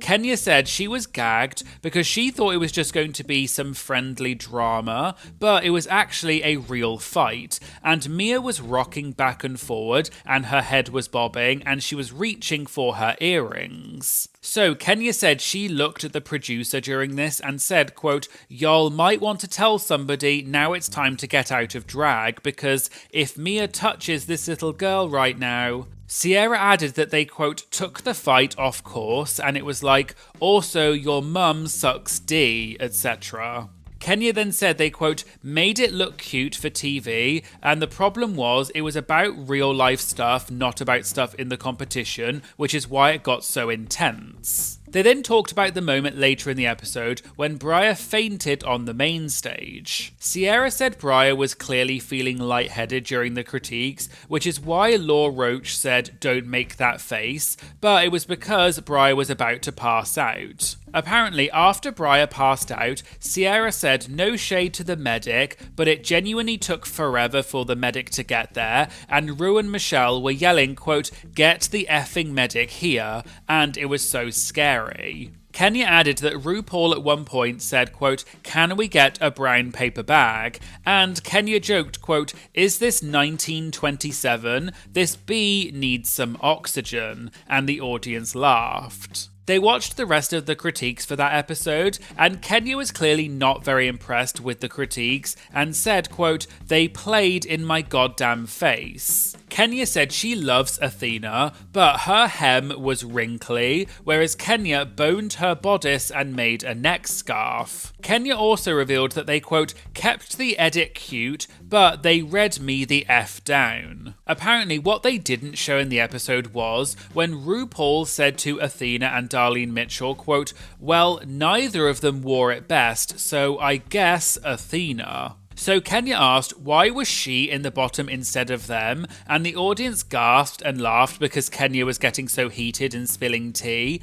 Kenya then said she was a little drunk and said, quote, "World of Wonder is watching, I love y'all." They moved on, and Sierra talked about the fabric her pair had been given for the challenge, which was supposed to be denim, but it wasn't actually denim, it was just blue fabric. So Sierra had to take the fabric outside and spray paint it to make it look more like denim, otherwise it would have just been flat and one colour. But on top of that, Sierra had asked production for some bleach so she could acid wash it to make it look more interesting. But apparently production told Sierra, quote, "no, we cannot give you bleach because we're worried you'll poison the other girls." Erica asked Sierra if production really said that, and Kenya backed Sierra up and said yes, production really did say that. They moved on, and Erica asked them about the food situation on set, because Discord had said last week that the queens can ask production for whatever they want and they'll get it for them. This then reminded Sierra of a funny story, which was that it was actually Briar Blush's birthday during filming, so the queens had said they wanted a cake for Briar's birthday, and so production went out and bought 3 different cakes. However, Briar then got eliminated that week and left before they had the cake, but the queens still wanted the cake, so they literally ate all 3 of Briar's birthday cakes, even though she was no longer there. Jane Don'ters also told this story recently in a TikTok video where she said it was kind of brutal because not only did Briar faint, but she got eliminated on a Friday and her birthday was literally the next day. And according to Jane, the queens made production still give them the cake. So she gets eliminated and we're like, okay, cool. But then Saturday rolls around And we were like, so are we getting cake or like what? And the handlers are like, what do you mean are you getting cake? And we're like, it's Briar's birthday. And they were like, yeah, but Briar's not here. And we were like, yeah, but we still talked about us getting cake. So where's the cake? So the handlers went to the store and bought us 3 different kinds of cake. And then while we were eating them, we sang happy birthday to Briar. And like we all kept being like, yeah, to Briar, happy birthday, Briar. Like we were being like such like assholes. Truly. We were being assholes. And we told her the story. Like she knows about it, but like And finally, for the Scorpio section, Erica mentioned that back in November 2024, Lala had announced on social media and in various interviews that she was quitting drag. And I did do a video about this in more detail where I went through not just Lala but also other queens who have quit drag since the show and why they quit, and I'll link to that video in the description. But Erica said that Lala is now back doing drag, so was it a hard switch and how does she feel about it now? Lala said it wasn't a hard switch, it was more just that she needed a break because after season 13 she was working constantly and she was probably one of the most booked queens from her season. So she was just really quote burned out and she was losing her passion and felt like she wasn't growing as an artist and she hates feeling complacent. So she just needed to take a step back to evaluate who she is as an artist and she's happy to be back and everyone clapped and cheered for Lala.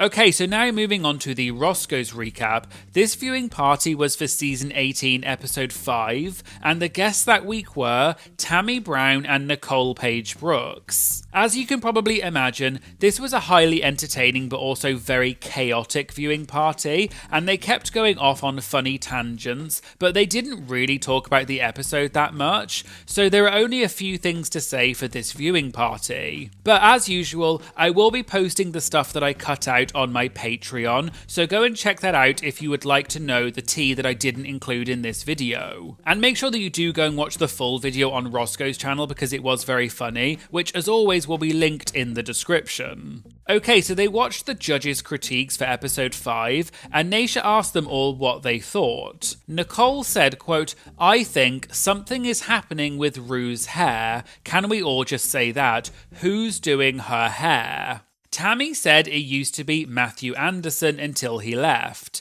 And I have talked about this before on my channel, but just quickly for those of you who may not know, Matthew Anderson was RuPaul's makeup and hairstylist up until season 9. But the rumours are that Ru and Matthew had a big argument and Matthew left the set during episode 1 of season 9 and did not come back. So someone else had to do Ru's hair and makeup that episode, which is apparently why Ru looked so different. Then Raven and Delta Work were brought in to do Ru's makeup and hair respectively. But Delta no longer worked there after season 11 because she had declined to work on RuPaul's Netflix show AJ and the Queen because they apparently expected Delta to do not just the hair for Ru but also for the extras, which was not agreed beforehand, which is why Delta said no. But then when Delta texted Ru to ask what was coming up next, Ru just said that she was going to be working with someone else from now on. And so Delta felt that this was wrong of Ru to drop her after all she had done for her,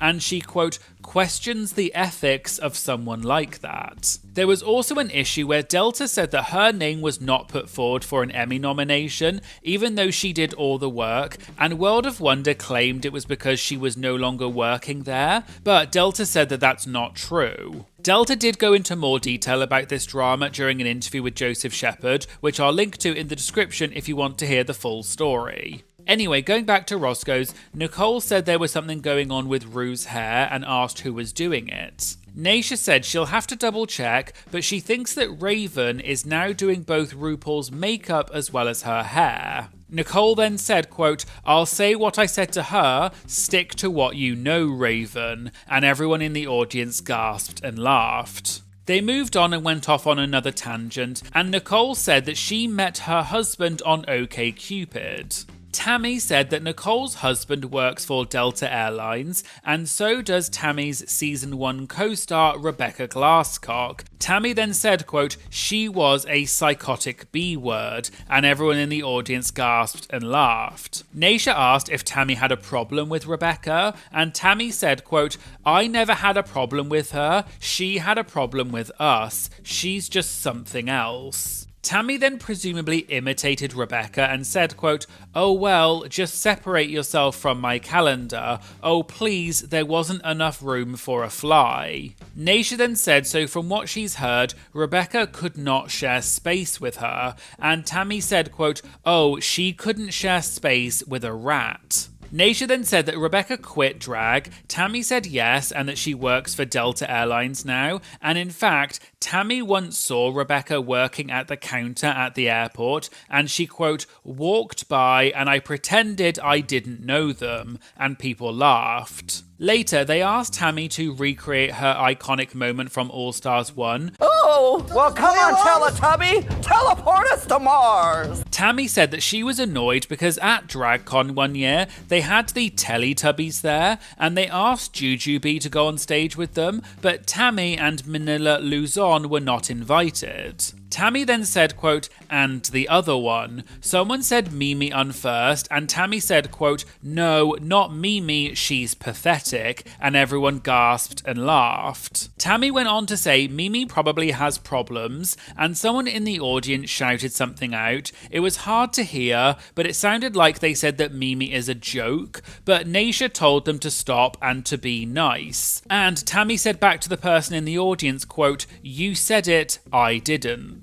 And finally, Caramel asked if Nicole was proud when Mistress Isabel Brooks, but before Caramel could finish the question, Nicole said, quote, I'm not related to her, and everyone laughed. Nicole went on to say that she saw clips of when Mistress and Willem were at Roscoe's together a few weeks ago after their feud, and Nicole said that they were, quote, acting like trolls on the internet. Nicole went on to say, quote, say what you said, they were acting like some punks up here, you paid extra to get front row seats, and they didn't even spit on each other. B-word, I need you to spit on me, or at least knock my drink over, say some shady bleep. She said that she told them to their faces that they acted like punks and trolls, and everyone in the audience laughed. Hello everyone, and welcome back for some more Drag Race gossip, secrets, and drama.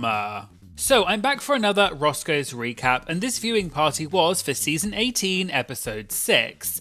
And the guests this week were Sierra Mist and Discord Adams. So today we're going to be talking about an argument between Naysha Lopez and Discord Adams that got deleted from the Roscoe's video but then got leaked on Reddit. Sierra Mist reveals the potential truth about why Kenya Pleaser was not voted in the bottom, even though the other queens felt that she should be. And the queens call out Ross Matthews for a, quote, tone-deaf comment that he made. All that and more coming up in today's video, so let's get started. And if you like these videos, please make sure you hit subscribe to show my channel some love in the algorithm, because it does actually make a bigger difference than you realise. Thank you! So they started out with both Sierra and Discord talking about how funny it is watching the show back and seeing how different the edit can be compared to what happened in real life, because a lot of the interpersonal relationships and storylines get cut out. Naysha said, as we all know, reality TV is not actually reality, but it's still fun. Sierra agreed and said when people ask her to summarise her experience on Drag Race in one word, she always just says fun. Because every day in the workroom was a key, and the season 18 cast really embodies the vibe of being backstage in a green room at a drag show, and Discord said that she gets why people call Drag Race, quote, summer camp. Naysha said she's heard that the season 18 cast is very kumbaya because they all get on, and Sierra jokingly said, quote, sorry that we're emotionally mature, what do you want? Discord explained that they all genuinely liked each other on the cast, which Sierra said is apparently quite rare for an entire cast to get on that much. They moved on and watched the bit later in the workroom where Sierra was trying to get the others to put Discord in the bottom because Sierra felt like she could beat Discord in a lip sync. Naysha jokingly asked Sierra why she hates Discord and everyone laughed. Discord said that if she were Sierra, she would do the exact same thing and, quote,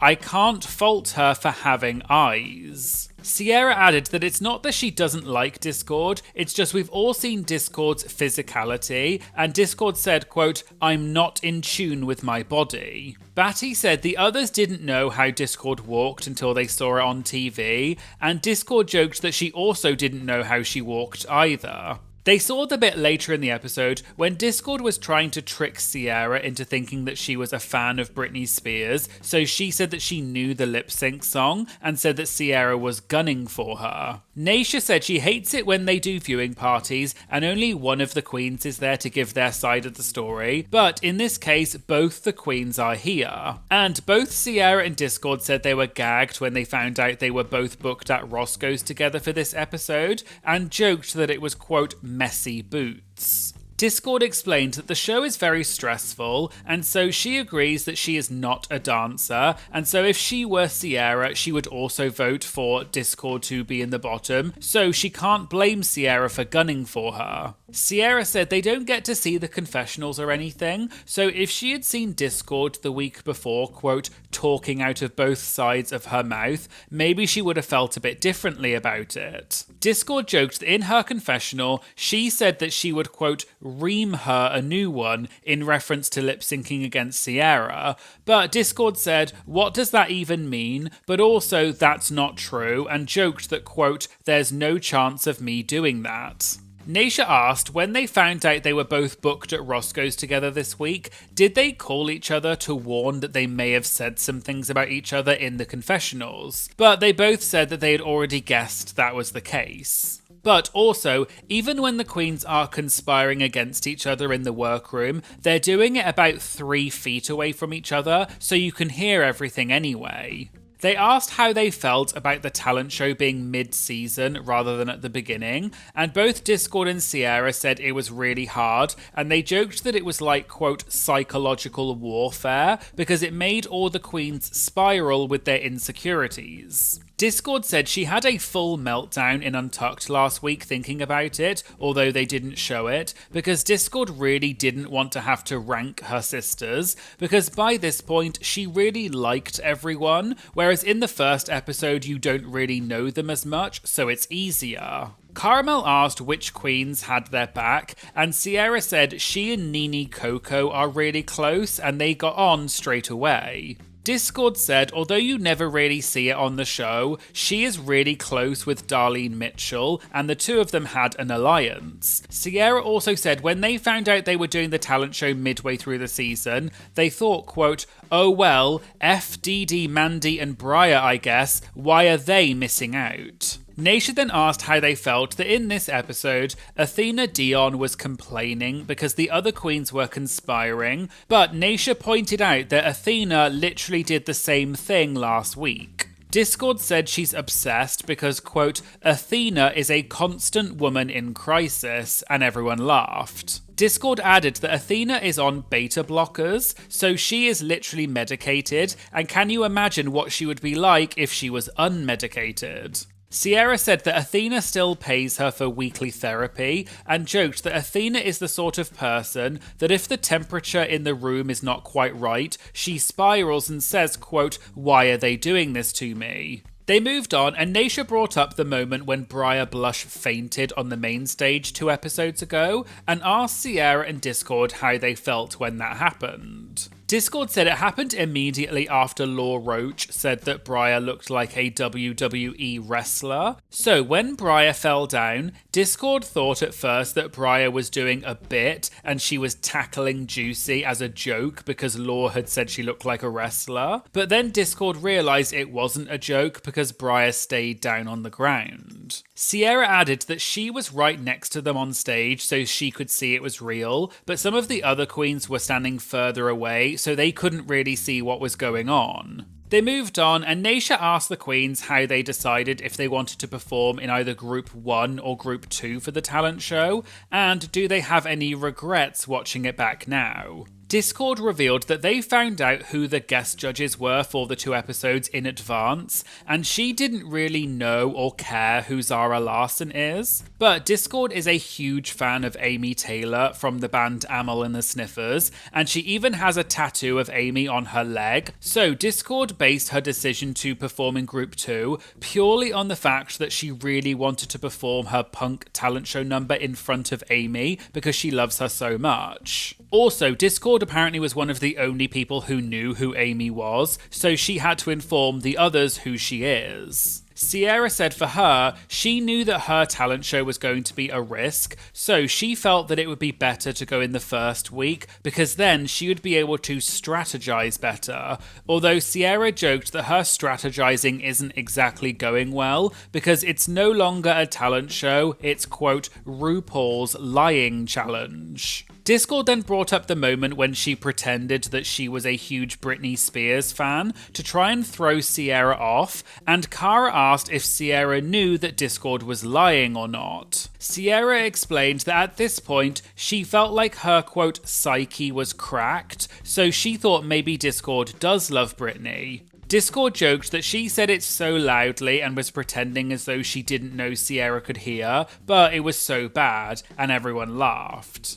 They then watched the runways for this week, and the category was Shake, Shake, Shake, so an outfit that moves as you move. Naysha said about Sierra's outfit, if she's being honest, this is a bit simple, so she asked if that was Sierra's original look or not. Sierra revealed this was not her actual original outfit for this runway, but because she knew she had to lip sync, she chose to wear something she could move in, and this outfit had fringe on it, so it would somewhat fit the category. Apparently, Darlene actually offered to help Sierra make another outfit overnight, which was really sweet of her. But Sierra had this dance costume with her anyway, which was actually a tribute to her late drag sister because she wore it when she performed with her. And it was also a chance for Sierra to show off her legs because she hadn't shown much of her body so far. I also went to Sierra's Instagram to check, and I saw that she has posted photos of the original look she was planning to wear for this runway, so for those of you interested, here it is.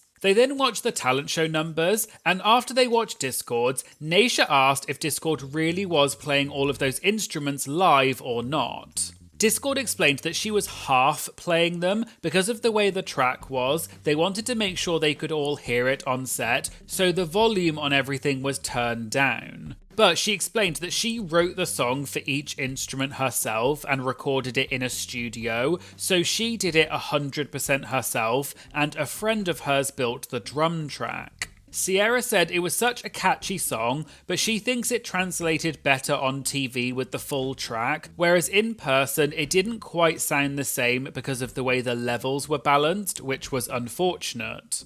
They then saw where the judges were giving their critiques to each other, and Discord said she had a question for Ross Matthews if he's watching, which was, what do you mean you wanted more from a rock and roll performance than someone playing 3 instruments in 60 seconds? Naysha then said she wants to say to Ross, quote, F all of the way off, man. Like, seriously, you have someone playing instruments and you're gonna be like, gimme more, come on. They all joked that Discord should have done a death drop or a split and maybe she would have been in the top, and Sierra said that it was a, quote, tone-deaf comment. They then watched the part where Sierra and Mikey lip sync for their life, and Sierra lost, so she got eliminated, and everyone clapped and cheered for Sierra. Naysha asked Sierra what was going through her mind during that lip sync, and how was she feeling. Sierra said she thinks Acacia Forgot is the only other queen on the US franchise that was in a similar situation, that she knew that she was going to lip sync the week before.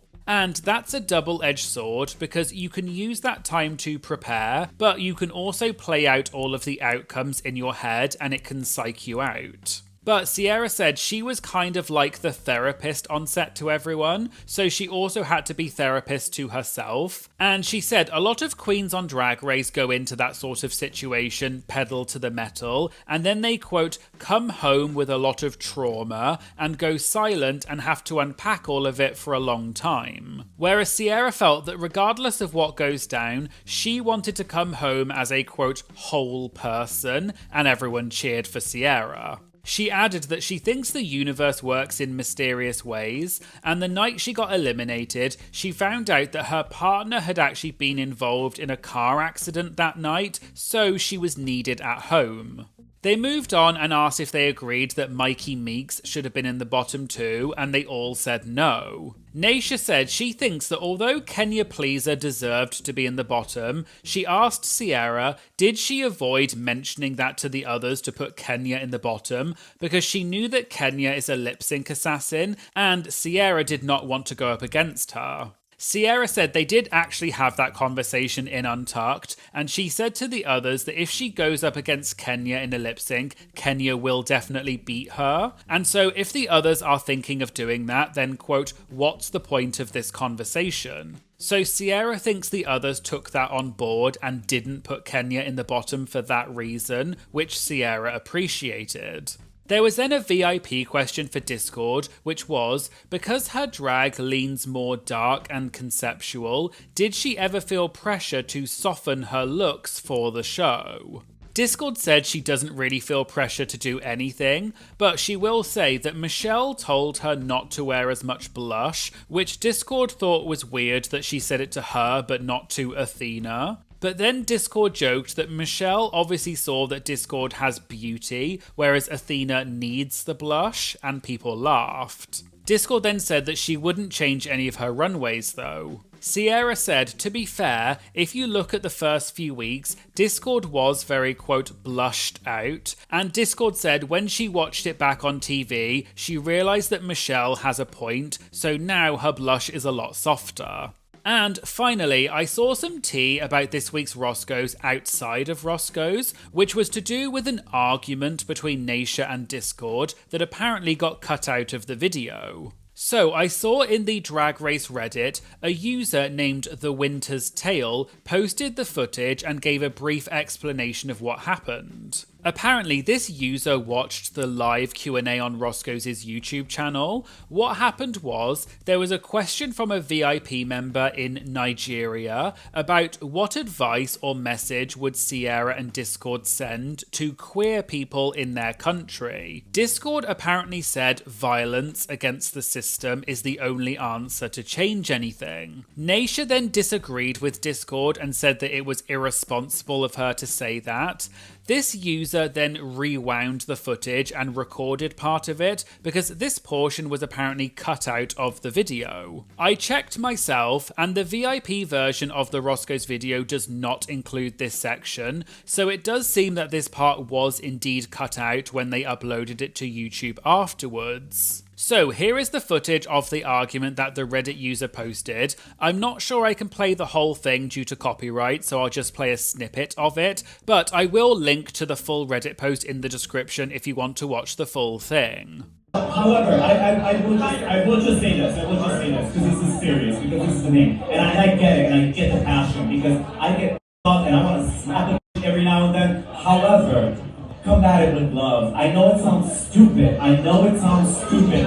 But when you, I know it sounds stupid, but when you combat it with love, it's the only time they're gonna listen. You're not going to. I get it. I get what you're saying, but you can't sit here and go slap a hole and then say, and you're gonna accept me. Yes, I get what you're saying, but baby, to tell someone in Nigeria where they're being killed for who they are, you cannot go kill to kill. You can't. It doesn't work, and I just feel that that's irresponsible to say. So I just thought that it was interesting that this portion of the viewing party was cut out from the actual video that was uploaded to YouTube, and they don't seem to have given a reason as to why. Hello everyone, and welcome back for some more Drag Race gossip, secrets, and drama. So I'm back for another Roscoe's recap, and this viewing party was for season 18, episode 7. And the guests this week were Mia Starr and Vita Von Teese Starr. Today we're going to be talking about Vita seemingly calls out production for editing her to make her look worse, the truth about the backlash that Vita and Mia got after they accused Briar Blush of fake fainting, and Vita exposes some tea about the season which had to be censored. All that and more coming up in today's video, so let's get started. They started off by talking about this week's challenge, where the queens had to do parodies of political ads. Vita said she really wanted Proposition Double D, but she didn't want to argue with Mia because she, quote, didn't want another poodle situation. This is referring back to a few episodes ago when Mia was dressed as a poodle and she and Briar had a heated argument. And queens at Roscoe's had previously said the argument got a lot more heated than what was shown.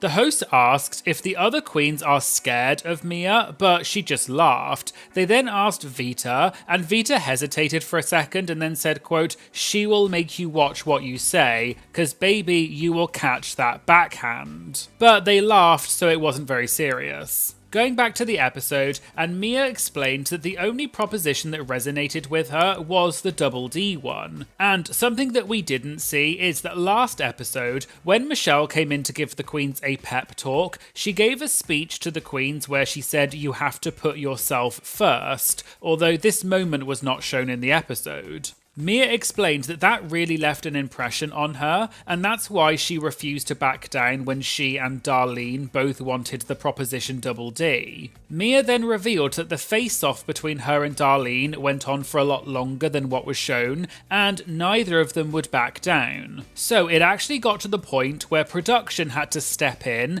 and they told the queens they needed to come to a decision now so they could move on. Production then said they needed to wrap it up in 20 seconds, but Mia just said no, and that's presumably why Darlene then gave in. They moved on to the part when the queens were recording their ads, and Vita struggled a bit. Vita explained that, quote, my country ass is from Alabama. So she explained that she wasn't used to having so many cameras and mics, as well as having to follow direction, and there's also so little time to do everything. Nasia then asked if Vita really didn't know what B-roll was, because in the episode, when Michelle asked Vita what B-roll she wanted to film, Vita didn't really seem to understand. Vita then said, quote, I still don't know what B-roll is, and everyone laughed. Vita then joked that in those kinds of situations, even if you don't understand something, you just have to pretend that you do. Host Caramel then said that we saw that Discord had helped her partner Nini a lot during their filming, so did Darlene help Vita? Vita said yes, Darlene did actually help her a lot, and Darlene is really funny and kooky, and Vita didn't quite realise how funny she is until they worked together.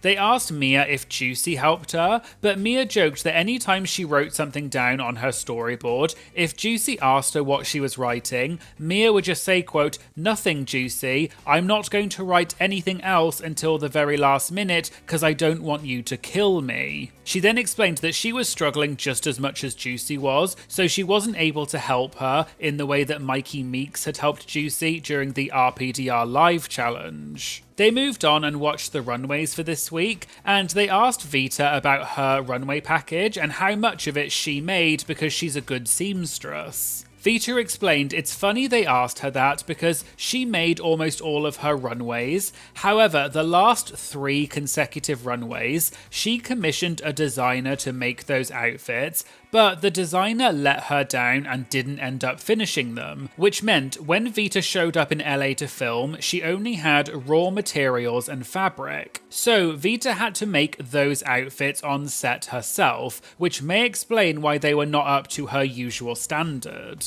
Vita also said that for this week's runway, she had never worked with Warbler before. I looked it up, and Warbler is a type of heat moldable thermoplastic that is often used for things like cosplay outfits and prop making. So you basically heat the plastic up and then you're able to bend and mold it into the shape you want. Vita said her designer had told her it's really easy to use Warbler, but the thing is, the work days on Drag Race are really long, so after a long day of filming, Vita still had to go back to her hotel room to make an outfit for the next day, and then also try and function on 1 hour of sleep. They then watched the political ads, and Naysha asked is that the first time they've seen the ads, or did they get shown them on the main stage? Vita said yes, they did show them on a TV on the main stage, but she looked a little bit pressed when she was saying it. Naysha then asked what she thought about it, and Vita said, quote, "There was power in editing." There was a bit of a gasp from the audience,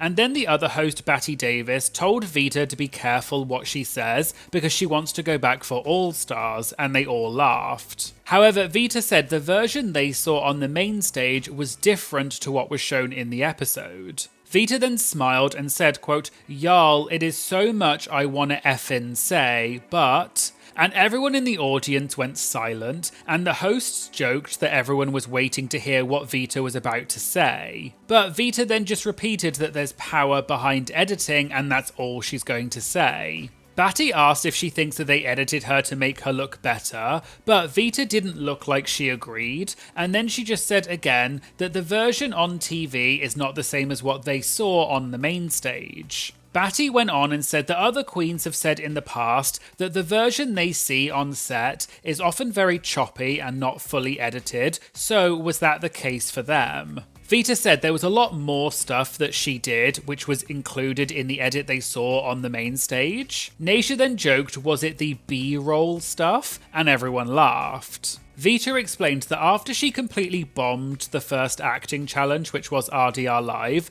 RuPaul gave them critiques on how to better their acting skills, which Vita applied to this challenge. Vita also said she can confidently say that she did much better in this acting challenge compared to the last one. However, quote, "You guys didn't really see it." Mia then said she actually thought it was going to be really cringe watching it back, but actually she thought it wasn't that bad. Vita agreed and said she also felt the same way, which is why when she watched it back, but she stopped speaking and then pretended to zip her mouth and said, quote, "You want a future girl." So in general, it seems that Vita was maybe implying that they edited her political ad to make it look worse than the original edit they showed them on the main stage. Although Vita didn't actually say those words because she was being very careful, but it did feel like she was kind of calling them out for shady editing and then leaving certain things out. They then got to the moment in the episode when Vita was eliminated, and at Roscoe's they all clapped and cheered for Vita. Caramel mentioned that Vita had said in her exit that she was feeling extreme gratitude, so does Vita still feel that way now? Vita explained that she actually feels even more gratitude now because the other girls told her how sad they were when she left and what the mood was like on set, but Vita didn't really believe them. However, watching it back now, she does believe them. Mia said it, quote, "felt like a funeral when Vita left, and although every week someone gets eliminated, when Vita got eliminated, it really felt like a punch in the gut." They moved on, and Mia and Vita were saying how well the cast gets on, and they really are the Kumbaya season because they all love each other, and there was no real drama on the season apart from when Briar fainted. Batty then brought up that during that moment when Briar fainted, they showed Vita saying on the main stage that she thought Briar was faking it. Vita said she actually got a lot of backlash for that,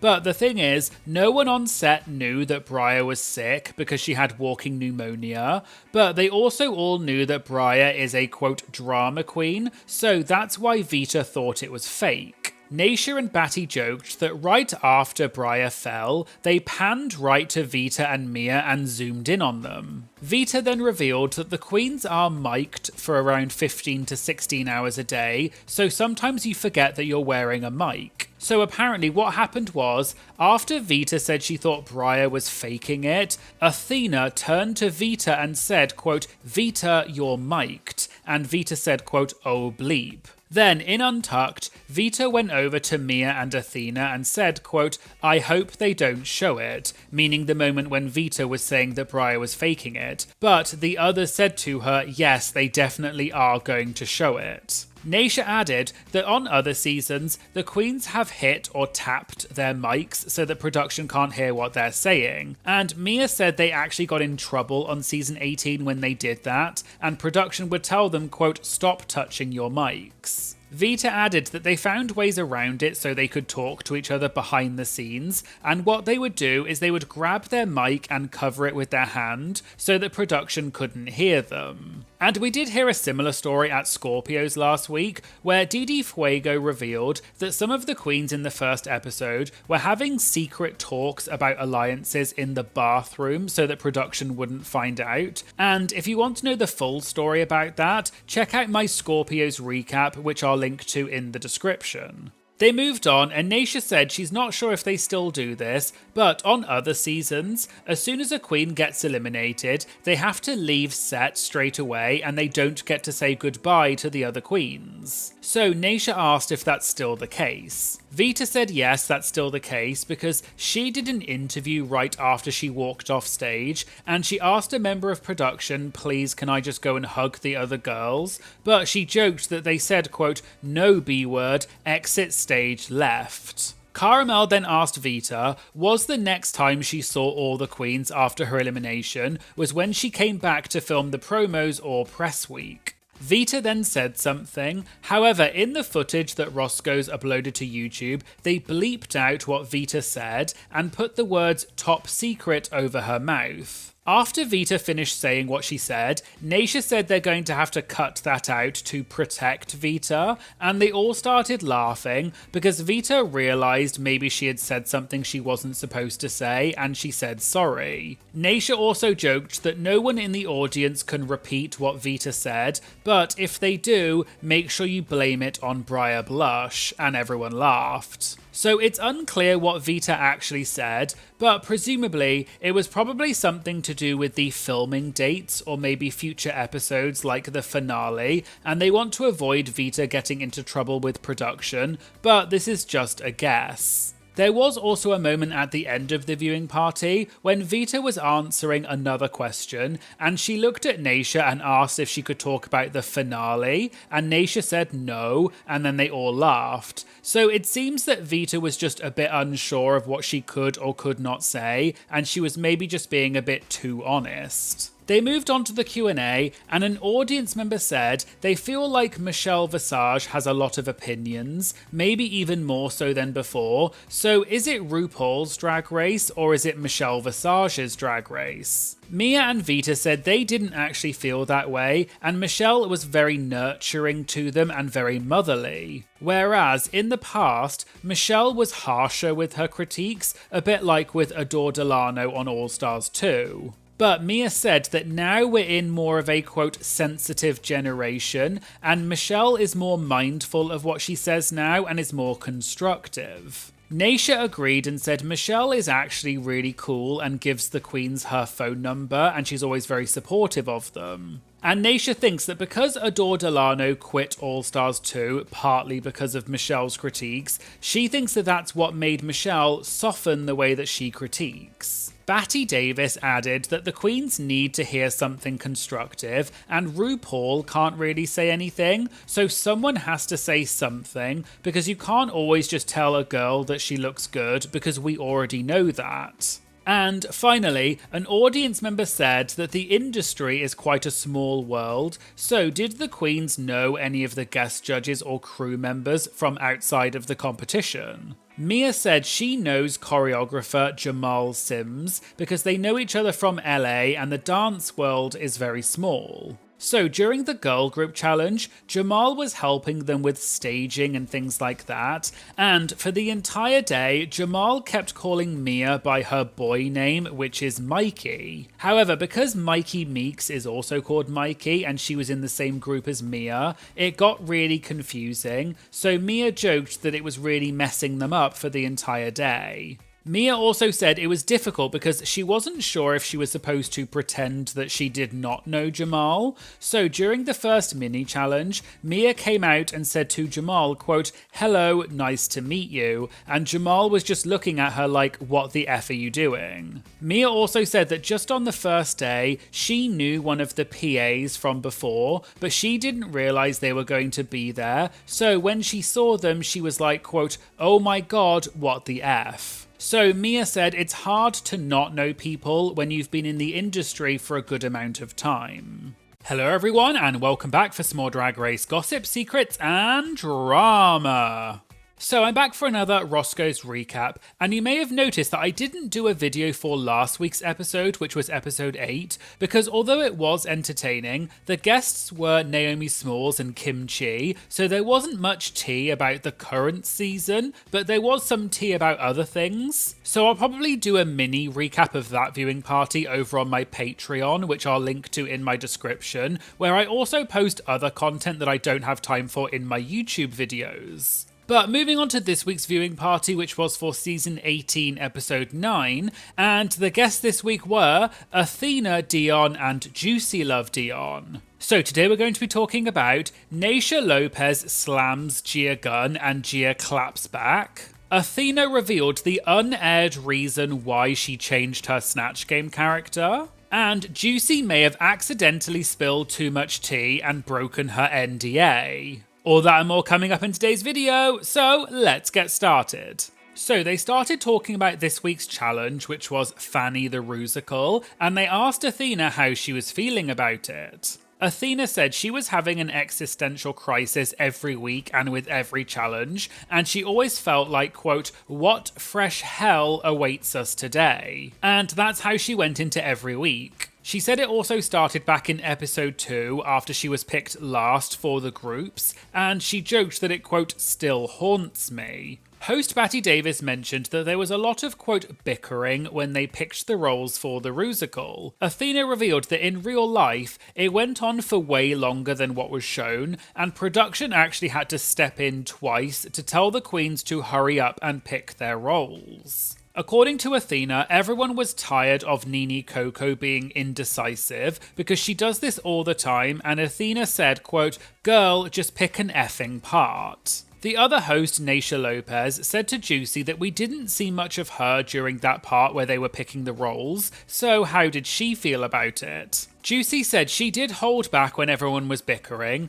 but then when Nene was hesitating, Juicy did consider giving her role to Nene. Athena added that Nene kind of went down the line and said if she can't have Fanny, then she wants this role, and if that person said no, she'd move on to someone else and said she wanted their role. Juicy also revealed that when they read through their lines to start with to decide which roles they wanted, it happens pretty quickly, and she's not sure if she's just a slow reader, but by the time everyone was ready, Juicy hadn't even read through all of the lines yet, and the same thing happened when they did RDR Live. Naysha then said she wanted to go back for a moment and talk about Snatch Game, and she specifically asked Athena about her character. Athena joked that she wanted to die, and she downed her drink, and everyone laughed, presumably because Athena got a lot of criticism for doing a made-up character called Greta Feta Onassis. Athena said she's not sure if she'll get in trouble for saying this, but she revealed that during her walkthrough, RuPaul was, quote, harder than what we saw in the episode in terms of telling Athena not to do Charlie Chaplin, and it was actually a much longer conversation than what was shown. And it was actually RuPaul who suggested that Athena should go Greek and do a member of the Onassis family. Athena was hesitant to do another Greek thing because in the talent show she had already done a Greek-themed number. But apparently RuPaul said to her, quote, you know what famously happens when people don't listen to me at this table. And so that really stuck with Athena, and that was then the reason why she changed her character. Athena added that she had to come up with a character in 30 minutes, and she also didn't have anything to wear because she hadn't planned to do that character. She also wore Juicy's wig for the challenge, and joked that it was the only wig Juicy brought. This is because there has been a lot of chatter throughout the season saying that Juicy always wears either the same finger wig or just a headpiece, so it's become an ongoing joke that Juicy does not own any wigs. And this has kind of been a general ongoing theme for many of the contestants on season 18. There was then a funny moment when Naysha said that she texted Athena's drag daughter, Morphine Love Dion, to say that she had her mother as a guest at Roscoe's this week. And apparently Morphine just said, quote, mother lol, whatever, well, good luck with her. So Naysha asked Athena what she thought about Morphine being shady. Athena said, quote, "Who's Morphine? Which challenge did she win? Which BBL are we on?" Naysha then said, quote, "I don't know, maybe she can answer." And Naysha pointed over to the audience, and it turned out Morphine was actually in the audience at Roscoe's, and everyone clapped and cheered, and Morphine later briefly joined them on stage as well for a toast. They spoke about the Snatch Game a bit more, and Naysha said that Mikey Meeks had recently said at a different viewing party that she doesn't like when queens do made-up characters. But Athena said, although Snatch Game is celebrity impersonation, it's more of an improv challenge. So even when queens do a real person, like when Candy Muse did Patrick Star, it's not actually accurate, so the only thing that matters is if you make RuPaul laugh, and you also get people talking about you, which Athena did. They moved on, and the other host, Caramel, said there are a lot of Florida queens this season, and we know Athena and Juicy knew Mia Starr beforehand, but did they know Mikey and Discord? Juicy said she'd never met them before, so the first time meeting them was on set, but she had heard of them and followed them on social media. She also said that Mikey has a great show in Orlando called Off the Record, and joked that Mikey had never booked her for it, and people laughed. But Athena said they are both now booked, and Juicy jokingly said, quote, "Yeah, now." They also later did a lovely tribute to Gabe, who was a singer-songwriter and producer who was featured in this week's episode, but he sadly passed away from lymphoma in January this year, and Athena said he was such a nice person, always had a smile on his face, and always made the queens feel good. They watched a bit more of the episode, and Batty brought up the confessionals and asked how the queens feel about watching them back now. Athena said she wasn't that surprised about anything people said, but she did reveal that the queens did sometimes come out of the confessionals and tell each other that they had said something shady. Athena said not to ruin the magic, but you sometimes get a bit, quote, heated in the confessionals, so they did break it to each other before. But sometimes they were genuinely surprised about what people said. For example, in episode 2, Athena did not know that Nene Coco thought Athena was not a team player until she saw Nene say that in the confessionals. Athena explained that she did get, quote, upset because of that, and actually, they were at Universal in Orlando in line for the Mummy ride, and this topic came up. So Athena said to Nene, quote, "You think I'm not an effing team player," and she said that all of the sudden they weren't friends anymore, but this was probably a joke. Naysha then asked them how they felt about the fact that Plain Jane recently said in an interview that there were, quote, no stars on season 18, and the only reason she was watching was because she was getting paid to. Athena and Juicy said they actually saw Plain at Roscoe's the other day and made her correct her statement, and Plain apparently said she wasn't talking about the Dions when she made that statement. It then got to the moment in the episode when Athena got eliminated, and everyone stood up and clapped and cheered for Athena. Naysha then asked Athena how she felt about being eliminated and having to lip sync against Juicy. Athena said she was just really surprised that Juicy was in the bottom and didn't think that she should be. Athena also said about herself that although she knows she struggled with the choreography, she thinks that she embodied the part and she's proud of what she did in the musical, but they do need two bottoms. And she said the hardest thing was looking over at your, quote, soulmate, i.e. Juicy, and having to lip sync against them. Juicy added that she was very emotional, there were lots of tears, and at one point she had to tell Athena to get away from her because otherwise, quote, I'm going to lose my mind.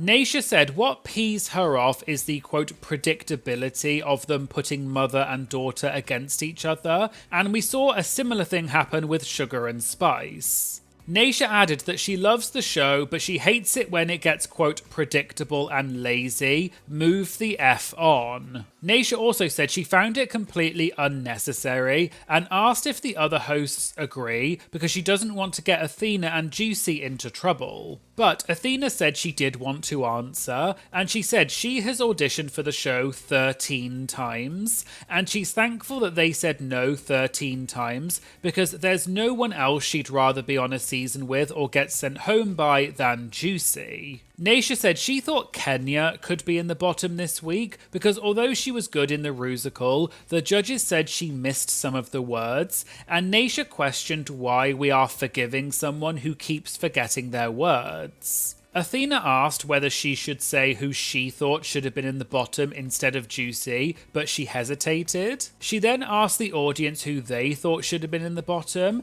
and from the sound of it, a lot of people shouted out Discord's name, and Athena said she agreed, but she didn't confirm exactly who she was talking about. Batty announced that they were live on YouTube because they live stream the Q&A part of the viewing party at Roscoe's, and Batty then said, quote, "And I'm trans, not a man." Batty then said, quote, "F Gia Gunn," and both Naysha and Batty stood up and looked into the camera and said, quote, "F you, Gia Gunn, talking bleep, I got you, come to Chicago." It's not exactly clear what happened, so I did a bit of digging around this on social media to see if I could piece together the background of this. What I think happened is Gia Gunn was potentially in the chat on the live stream for Roscoe's, and when the camera was pointed at Naysha and Batty, I believe Gia Gunn may have made a comment saying that they both looked like men, even though Batty is trans. However, this might not be 100% accurate, but this is what I could piece together from what I could see online.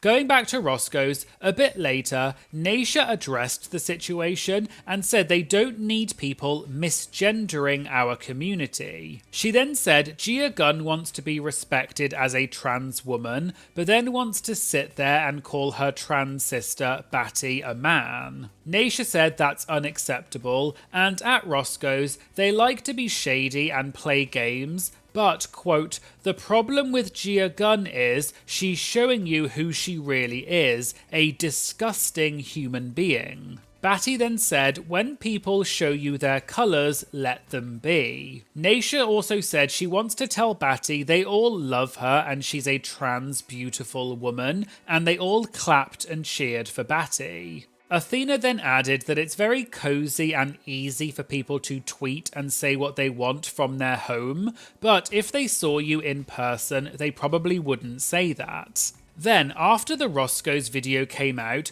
this clip from the viewing party went viral on social media. My Patreon Debs then informed me that Gia had actually responded to what Naysha said by posting a TikTok, so here is what Gia said. This is my response to Miss Elimination. Babe, I'm pretty sure when I said, "Are those men on the TikTok live or calling anybody types of man?" I was talking about you. I was not talking about nobody else, my love. So if that struck a nerve, I want you to take a moment to think about what you're really trying to project. Second of all, why are you speaking for trans people? Let the talk. You didn't even let her speak up for herself. So is this beef between me and Batty or between me and you? Because I'm not exactly sure. Or was this another reach for clout and views because clearly no one's showing up to your viewing party? Babe, silicone hips don't make you a woman. So if you want to transition, go ahead and get a hormone shot like the rest of us. Sit down somewhere, let nature take its course, and I promise you, you'll be so much happier. Batty, I didn't know you were a trans woman. I do apologize. You could DM me. If you're not blocked, you know what you did, baby. Point blank period. And we'll have to wait and see if Naysha or Batty respond back to Gia, but from what I can see so far, they have not. Back to Roscoe's, and they moved on to the Q&A. Cara said she had reached out to a Drag Race alum to submit a question, and it turned out it was Roxy Andrews, who is also a Florida queen. Roxy asked Athena and Juicy, when did they tell each other that they were going to be on the season? Athena joked that she got the call first, although Juicy said it's just because it's alphabetical. So Athena called Morphine to ask her about it, but then while she was on the phone to Morphine, Juicy also called Morphine, so they then got on a three-way call. And as soon as Juicy said that she got on the show, Athena said she also did.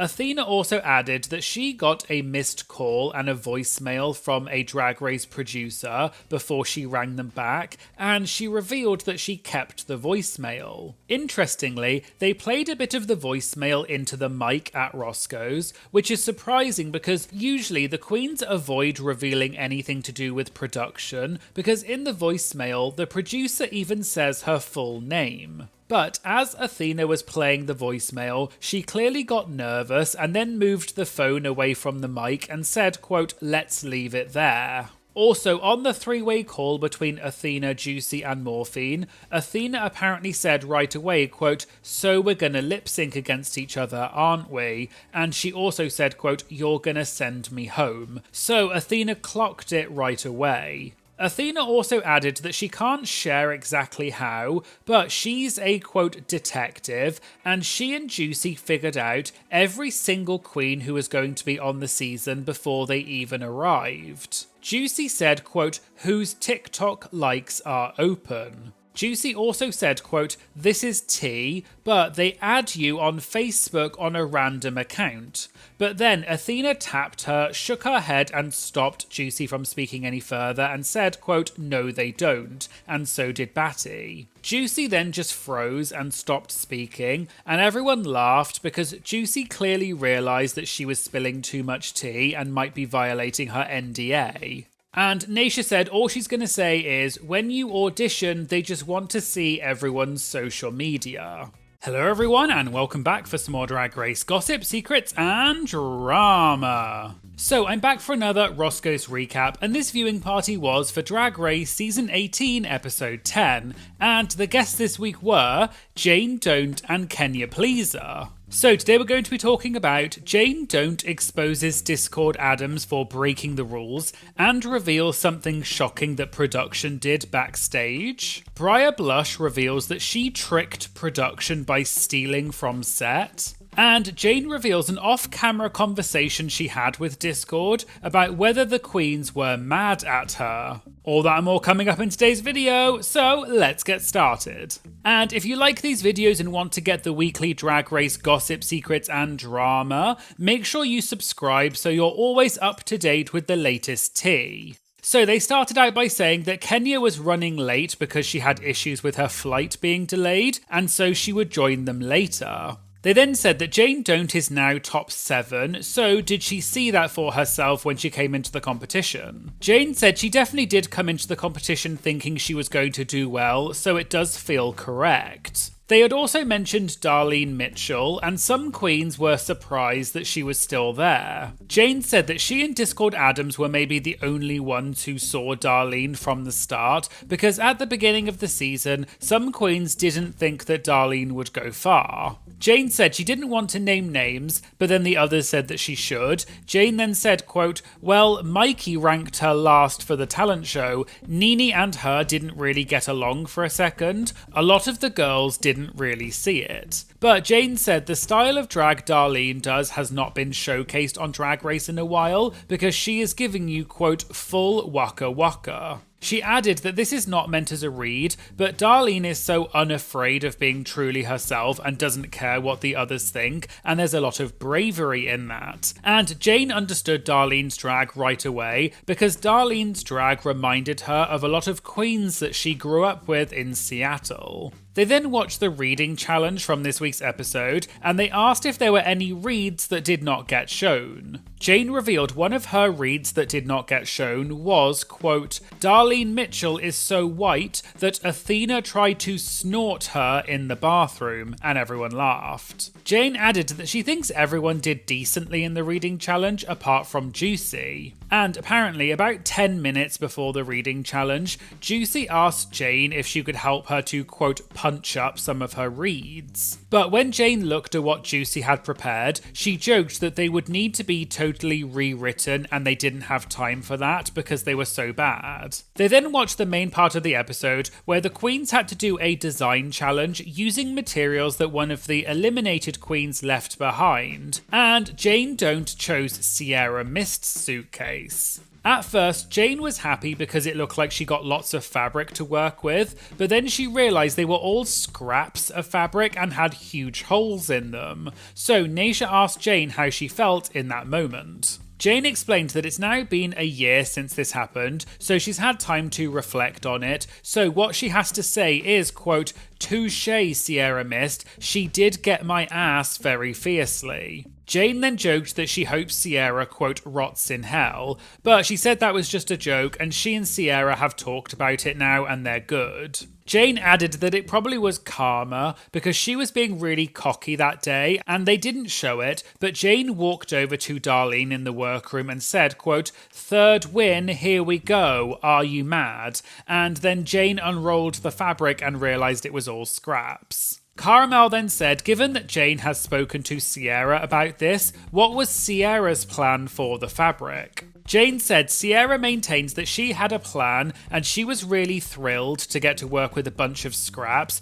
because she was going to make a, quote, "sickening space gown," but they all just said, quote, "sure, girl." Also, my Patreon member Emmy contacted me and let me know that there was some tea about this which Sierra posted on social media. After the episode came out, Sierra posted an Instagram story which said, "POV of me rolling up with scraps of fabric to just figure it out when I get to Drag Race." Then in the next story, it showed her walking away and the caption said, "Them, actually, we are gonna give this to the girls who are still in the competition, me fleeing the scene of the crime." So from the sound of it, Sierra thought that the fabric that the queens brought was going to be used by themselves. I also saw that Sierra posted a grid post on Instagram, which had quite a lengthy statement with the title, "Was it sabotage?" I won't read the whole thing, but basically Sierra said she didn't spend lots of money on fabric when she already has fabric at home, and she had a plan on how to use it. And even though she and Jane may not have seen eye to eye during filming, they are cool now and they respect each other, so please don't send hate to anyone. There was also another bit of behind the scenes tea about the fabric situation to do with Briar Blush, and Jane did mention this briefly at Roscoe's, but Briar has talked about it more fully. So Briar posted a TikTok video after the episode came out where she revealed that she actually stole fabric from Drag Race and then made out as though it was her own that she brought. So here is the full story that Briar told. So I have to confess something, and I feel so bad for Mikey for doing this to her. So when we were getting the list to prepare for the season, like, it just said party couture materials and nothing could be done. Like, there was no pattern cutting. You can only bring your fabric and your embellishments. That's it. That's what that category was. And so I kind of forgot about it because I knew that it wasn't for me. Like, why else would I be bringing fabric that I can't do anything to yet? Anyways, so I knew it wasn't for me. And so I just didn't think about it until literally the morning that I'm leaving. I just shove whatever sparkly fabric I had just like left over in my fabric section of my apartment, in my carry-on actually. And during the girl group challenge, they were actually collecting the fabric. They're like, "Hey, we need that party couture material fabric, like give it to us." And I was like, because I only brought that one sheet of fabric, which would not have been enough for like an outfit really. And so they wheeled out fabric for us to use for the girl group challenge. If, you know, we wanted to, we could use it to make like matching outfits or whatever. And so what I did was I went up without them looking and I stole like the stretch fabric and some tulle or whatever. And then I folded it up and I put my sparkly fabric on top and I handed it to the Drag Race producers and I said, "Here you go. This is the fabric that I definitely brought from home." And they're like, "Thank you."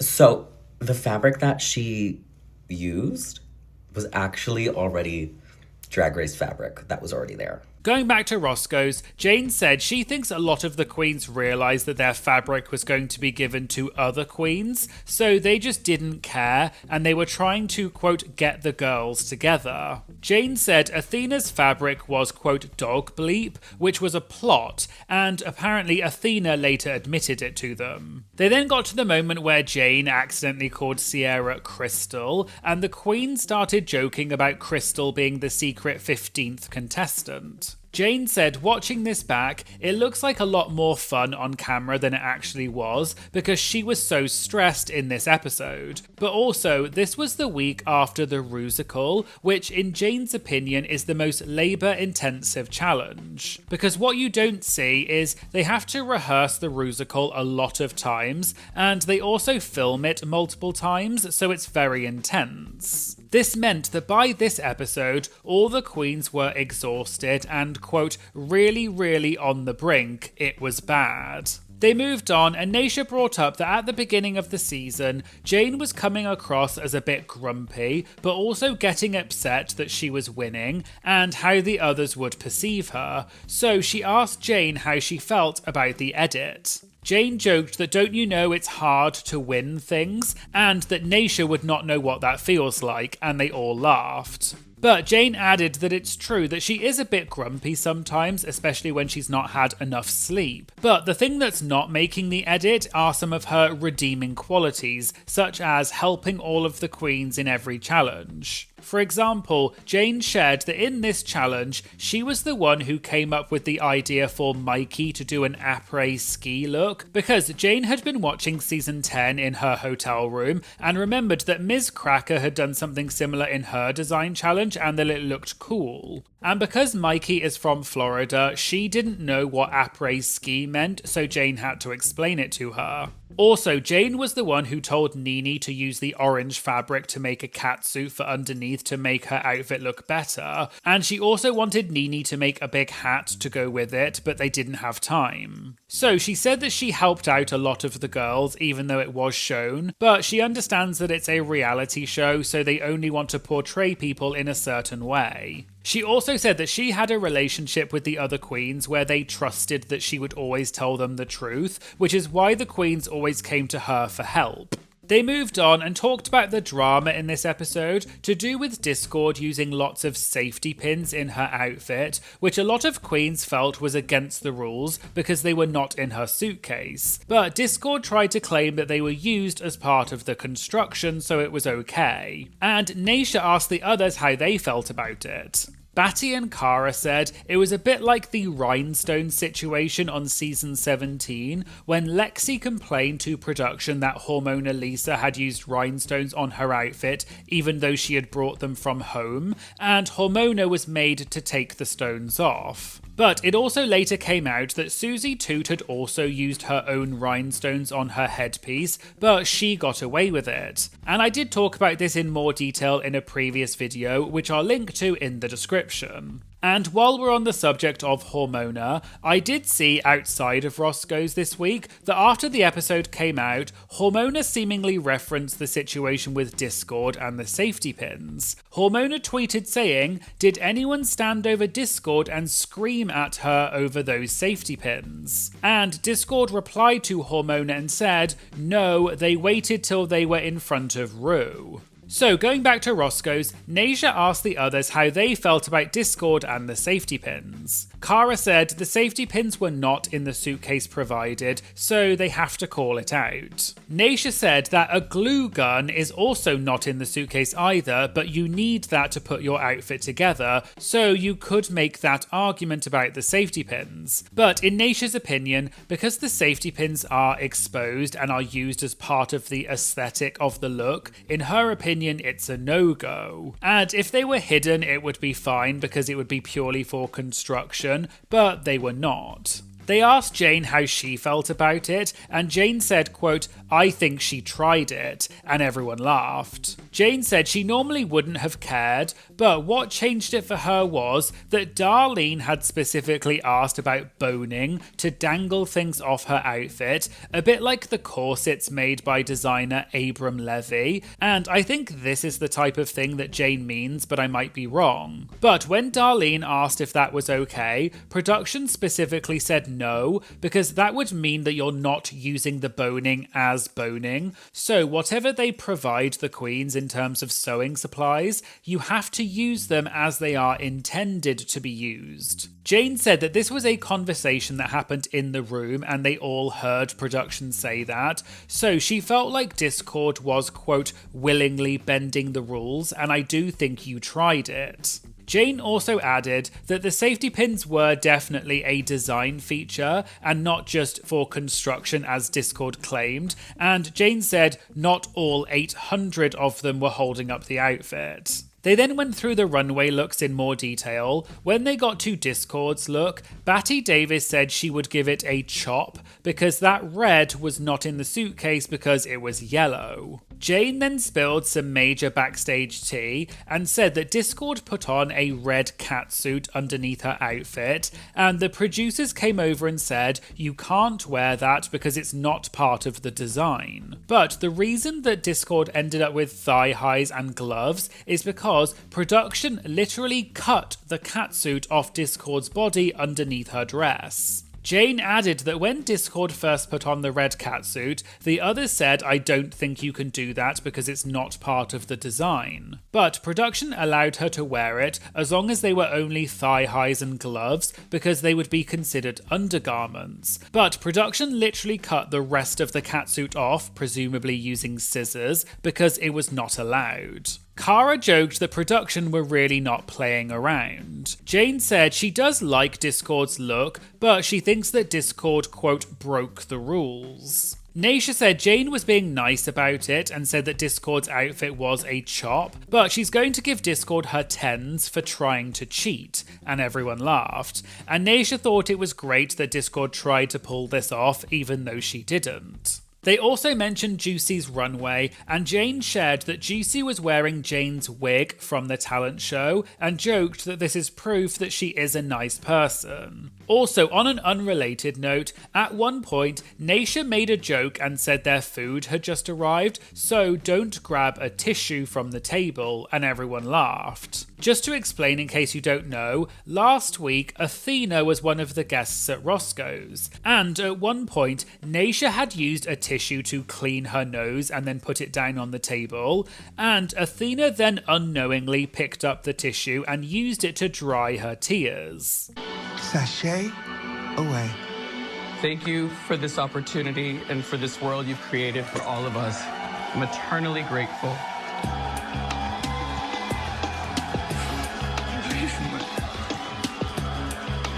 May your Prosecco always be on ice. This clip then went viral on social media, with people saying that Athena used Naisha's, quote, snot rag. But going back to this week's Roscoes, and Jane shared that she thought that after everyone said Discord's name when they asked who should go home tonight, she thought Discord was definitely going to be in the bottom. Naisha asked who else would have been in the bottom with Discord, and Jane said probably Juicy, because the judges criticised Juicy's shoes a lot more than what was shown in the edit, and the judges said things like, quote, "They're ugly, we hate that," and apparently they really went in on Juicy's shoes more than they showed. Kenya Pleaser then arrived and had come straight from the airport, so she was out of drag, and everyone clapped and cheered for her. Kenya didn't stay for long because she had to go and get in drag ready for the performance later at Roscoe's after the viewing party. But one thing Kenya did share is that her design challenge look for this week was based on her entrance look because she already knew she could make a, quote, sickening pant. And Kenya said some queens try and do something different and it usually doesn't work out,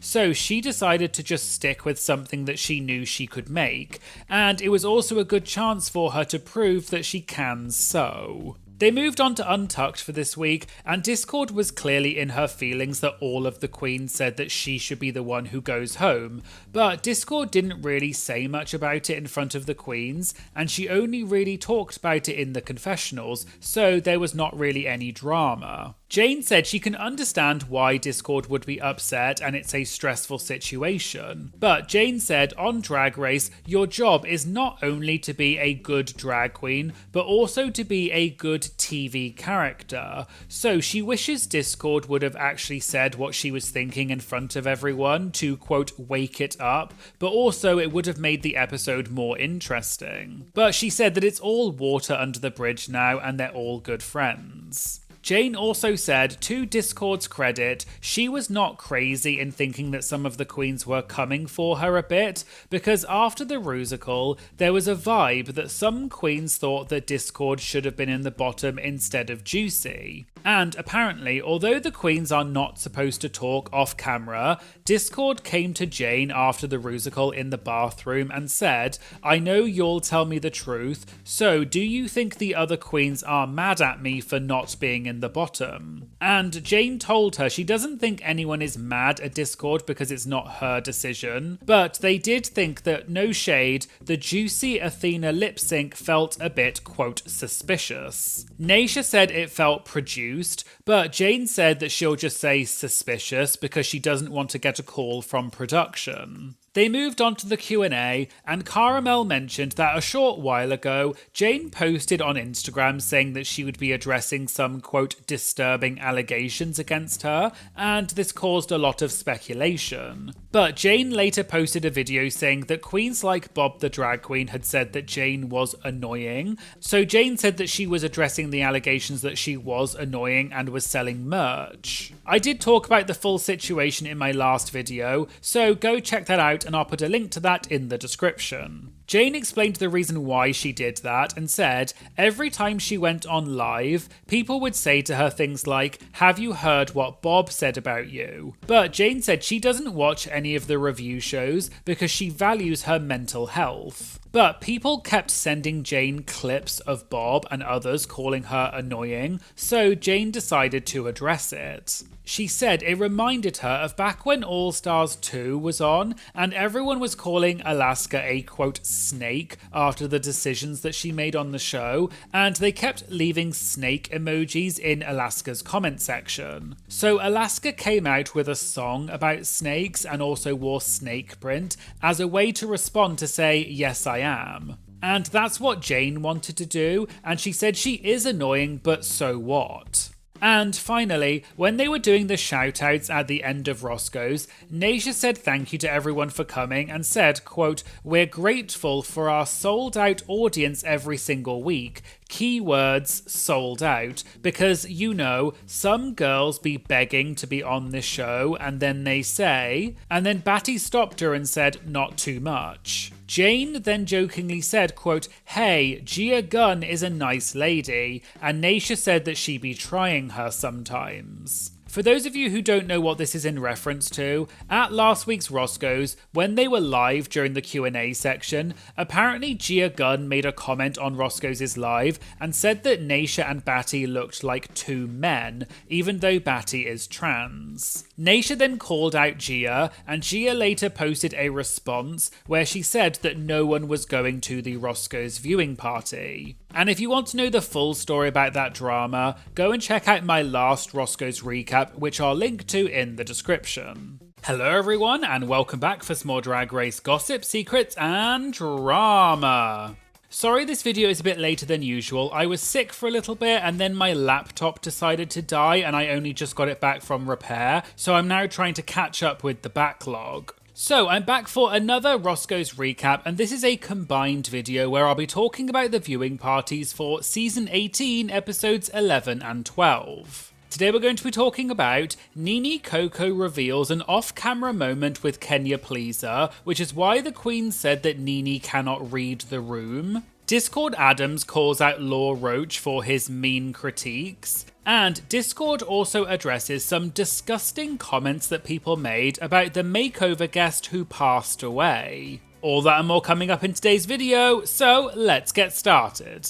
So we're going to start with the viewing party for episode 11, and the guest that week was Mikey Meeks. So they started off talking about the episode, which was the roast of Alyssa Edwards. But before they got into the roast, Cara Mel mentioned that the episode felt like a callback to season 5 because they turned the perfume mini challenge from season 5 into this week's mini challenge, and they also had Alyssa as the subject of the roast, who is also from season 5. Mikey then revealed some behind the scenes tea about the mini challenge. She said they actually already had specific fragrances that they wanted to pick in advance, and they had to go back and film that section. But during the filming, Jane grabbed the fragrance that Mikey wanted and was holding it the entire time. So Mikey said she just kept asking Jane for it and said, quote, "Jane, I really think I like that one. You're holding it. Can I get that one, please?" But Jane would not let go of it. Cara then asked if they got into full drag for the mini challenge because they all looked fully beat and it didn't look like quick drag. Mikey confirmed that they did have to film this properly and it was a very long day.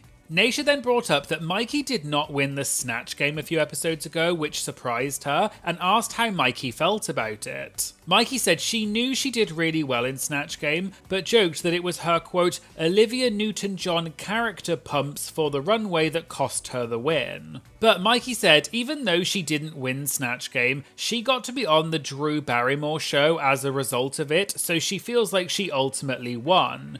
And for those of you who don't know, Mikey did a guest appearance recently on the Drew Barrymore show, where she did her impersonation of Drew in front of her. Hi everyone, it's me, Drew.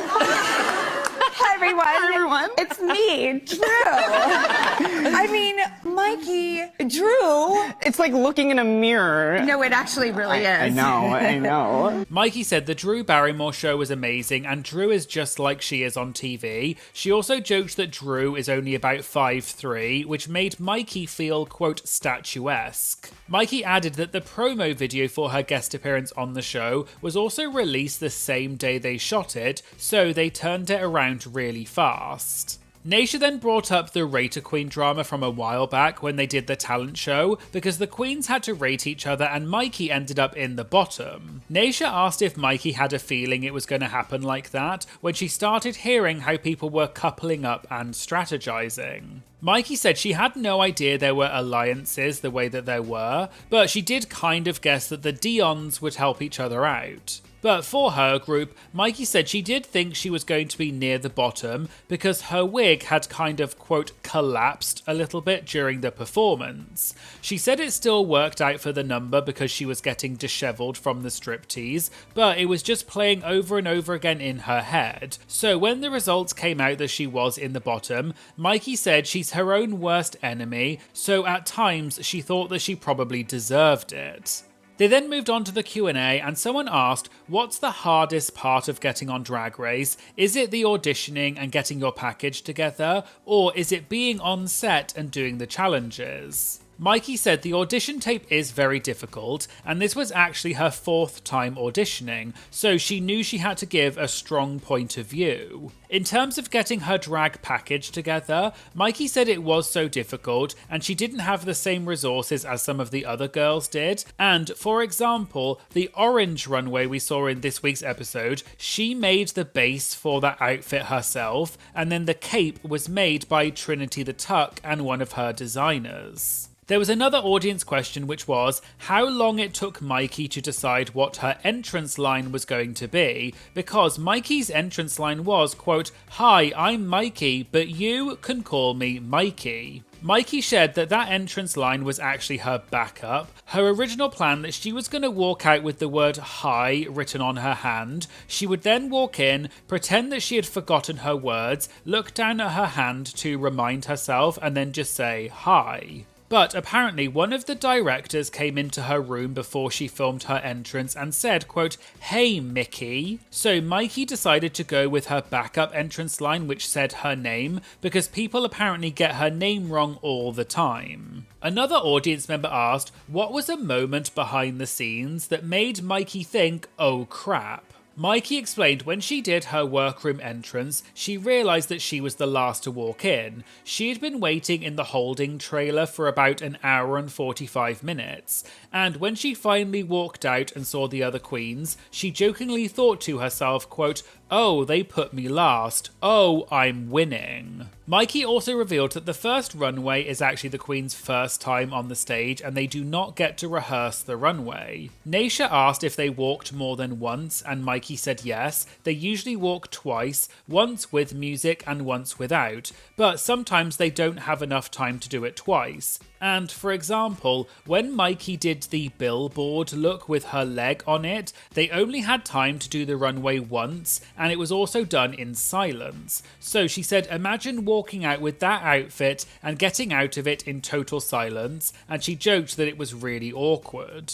Caramel then asked about the lip sync that week and the wind machines. She wanted to know if it was production's idea to have the wind machines or if the queens requested them. Mikey said it was all production. She thinks they wanted to have fun and make an impact for the lip sync, but the queens did not know the fans were going to be there until right before the lip sync. An audience member then brought up that at Mikey's viewing party that she does in Orlando, she had gone on a bit of a rant a while ago about made-up Snatch Game characters, and the video got some traction on social media. Snatch Game is a challenge on celebrity impression. That is the essence of the challenge. I cannot stand when queens from any season do a made-up character. I think that is avoiding the challenge, and you are just trying. I mean, obviously, I felt confident with what I was doing. If I didn't feel confident, maybe I would do that. But I think that is a silly excuse. Celebrity illusion and impression is a core drag skill. Yes. We all need to have one. So the question for Mikey was, besides Athena's, which other made-up Snatch Game character has annoyed her the most? Mikey joked that maybe the drinks were hitting her a bit hard when she said that, but she said she really can't stand it when queens do made-up characters on Snatch Game because she thinks it's kind of getting around the challenge. Mikey then said the most offensive made-up character to her was Arietti's baby Cupid from last season. However, Mikey did add that made-up characters can be funny, and she thought Jules Sparkle's Bigfoot was really great because she added her own point of view to it. But her argument is that there are so many celebrities out there, and if you're putting that much energy and research into a made-up character, why can't you just apply that to a real celebrity instead?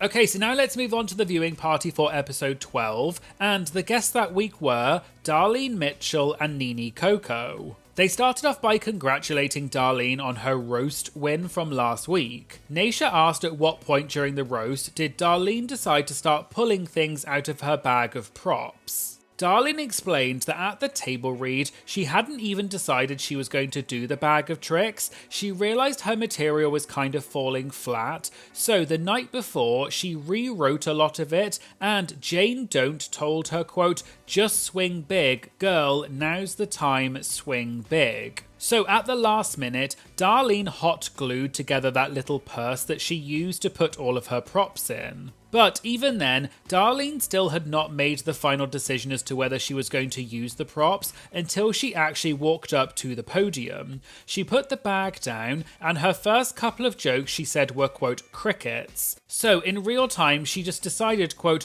pedal to the metal, and just started pulling things out and being silly. Darlene said the more she leaned in, the more of a reaction she was getting. Ru was apparently, quote, smacking the desk, and she could also see in the dark that even the camera operators were laughing, so she just kept going. Nene then added that she was the one who had to go on right after Darlene, and when Darlene was done, it was like a, quote, war zone of props, and there was ripped paper and plastic everywhere. Darlene explained they didn't show everything in the edit, but every joke she had was written on a separate card, and she was throwing them everywhere. Some of them she threw forward, some of them she threw at the girls, so there was just stuff everywhere. Cara then gave Darlene her props for getting a win that late in the competition because it usually doesn't happen that often. She also brought up that both Mikey and Jane had mentioned that Darlene brought a lot of props and supplies to the competition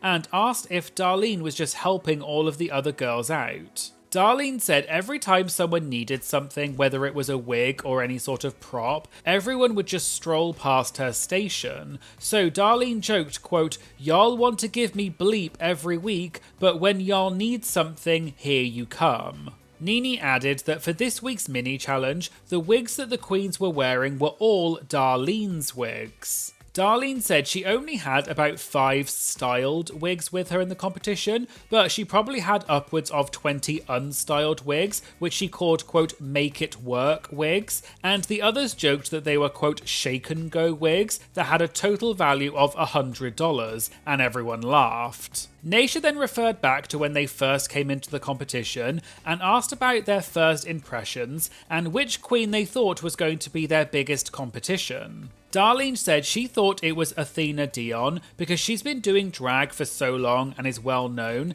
and she also joked that Athena is very old. Nene agreed and said she had also heard of Athena before the competition because she's well known in the drag community. But Nene then revealed something interesting. She said after the first mini challenge, which was where the queens had to scream and do a photo shoot, Nene and Athena were waiting backstage together at one point, and Athena asked Nene, quote, "So, did Ru ask you about your inner saboteur?" Nene said no, and said in that moment she knew that Athena was, quote, "not a threat," because Athena was already spiraling within the first 10 minutes of the competition, so Nene said to herself, quote, "Okay, we're good with Athena," and everyone laughed and said that Nene is so shady. Cara then brought up that throughout the competition, some of the other queens have said that Nene sometimes doesn't know how to read the room when she's being shady and comes across as too harsh, and she asked Nene how she felt about it. Nene explained she thinks the issue is when she would read the other queens, it felt like she was backstage at a drag show,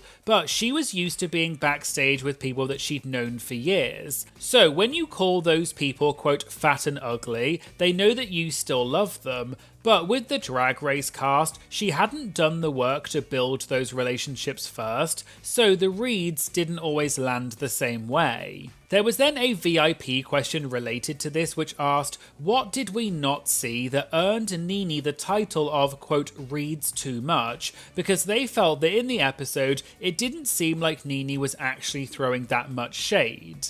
Nene said there was a moment off camera, they were back in the accommodation after a long day, and Kenya Pleaser was telling a story about someone who had once come up to her at a show, and they called her things like, quote, "fat and ugly," and a string of middle school bully insults. And Nene's response was, quote, "well, did she lie?" Nene said of course she thought the person was wrong, but in that moment she just meant it as a joke. Darlene then explained that what didn't really make it to camera is that it sort of became a running joke after that, and no matter what Nene said, they would always overreact. For example, Nene would just walk into the room and say hi, and the others would say, quote, "Nene, put it down." They then watched the judges' critiques for this week, and Cara brought up that in Michelle's critiques, she said that she understood Darlene's makeover storyline the longer that she was on stage. So Cara asked Nene if she thought it was fair that Michelle didn't give Nene the same grace when it came to her concept. Nene replied saying, quote, "yeah, must be nice," and everyone laughed. Nene added that they all talked about this and they've seen the makeover challenge critiques over the years and they can be a bit, quote, all over the place. So at that point, Nene just doubled down and decided that she was going to stand by what she brought because the critiques can go either way. They also briefly mentioned Law Roach's critiques, which some people felt were quite harsh. And I did see a bit of tea about this that happened outside of Roscoe's. After this week's episode came out, I saw that Discord Adams did an interview with Joey Nolfi of Entertainment Weekly, which I'll link to in the description, and Discord called out Law's critiques. In the interview, Discord was asked what she thought about Law's harsh critiques, and Discord said, quote, "I feel like I don't take people seriously who dress billionaires for their day job. What Law Roach thinks about me and my sisters meant nothing to me. Even in the past episodes when he gave me positive critiques, I didn't care because he's so nasty to my sisters otherwise. I think he speaks in rage bait, clickbait words for views and attention. To me, none of it comes across as genuine, helpful or positive critique. None of it mattered. This isn't Law Roach's Drag Race. You can say nasty things all you want, but those aren't helping any of us grow. They're just nasty for the sake of nasty. This clip of Discord saying this in the interview was then shared on social media, and it seems that a few Drag Race queens commented on it. For example, Trinity K. Bonet commented saying, "Girl, it should all matter to you, trust me." Another queen who commented was Silky Nutmeg Ganache, who said, "There are nasty regular judges, so what's the difference?" Silky then replied to someone and said, "Anya took it last season and went on to win the season. Get tough and move on. Queens aren't booked and replaced by straight people at prides. Talk about that." I also found a screenshot on the RPDR drama subreddit where it looks like Ongina commented and seemingly agreed with Silky. Silky then commented saying, "He's not palm covered or light skinner-do. If he was a white queen or celebrity who was dragging them the same way, they'd have nothing to say." And people in the comments criticised Silky for bringing race into it. And I couldn't find this comment on Instagram, so it looks like Silky may have deleted it, which is why I used the screenshot from Reddit. Going back to Roscoe's, and they took a moment to acknowledge that sadly one of the cowboys, Terry, who was Jane's partner in the makeover challenge, had passed away, and they showed a tribute to him at the end of the episode, and they all sent their love. I did also see that something unfortunate happened to do with this on social media outside of the show. So after the episode came out, people were giving tributes to Terry, who passed away in December 2025, meaning that he never saw the episode before it aired, and people were saying how sweet Terry was. People also shared that a funeral home had an online obituary for Terry, where people could leave comments with memories about Terry. However, unfortunately, it appears that some people from the Drag Race audience started commenting inappropriate things on Terry's obituary, with comments saying things like Discord was robbed, as well as other things. A Twitter user took screenshots of these comments and tagged Discord in a post, asking Discord to respond to her quote sick fans who were spewing hatred and disrespect. Discord retweeted this and said, "What is genuinely wrong with y'all in this fandom to go F around on this beautiful man's obituary? You are not my fan if you are doing this. You need to look inward and see what is wrong in your soul to be doing this. Remove me now if this is how you want to act." Discord also did a follow-up tweet saying, "I literally shouldn't have to say, don't send hate on a beautiful man's obituary,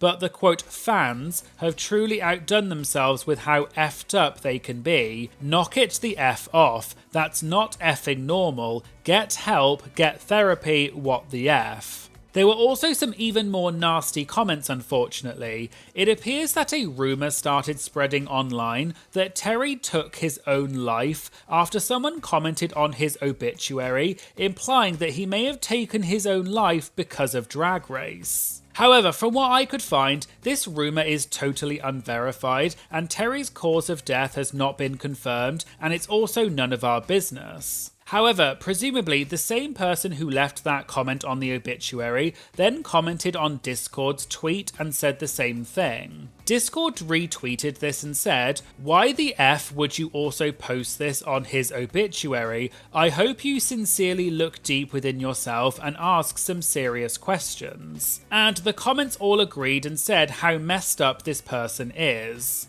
Hello everyone and welcome back for some more Drag Race gossip, secrets and drama. So I'm back for another Roscoe's recap, and this is a combined video for the viewing parties for season 18 episodes 13 and 14. So today we're going to be talking about Denali reveals what production did when she had a full panic attack off camera after being eliminated. Hormona Lisa reveals the truth about why she's not close to anyone from her season. And Shea Coulee says that Jane Don't was, quote, set up from the beginning. All that and more coming up in today's video, so let's get started.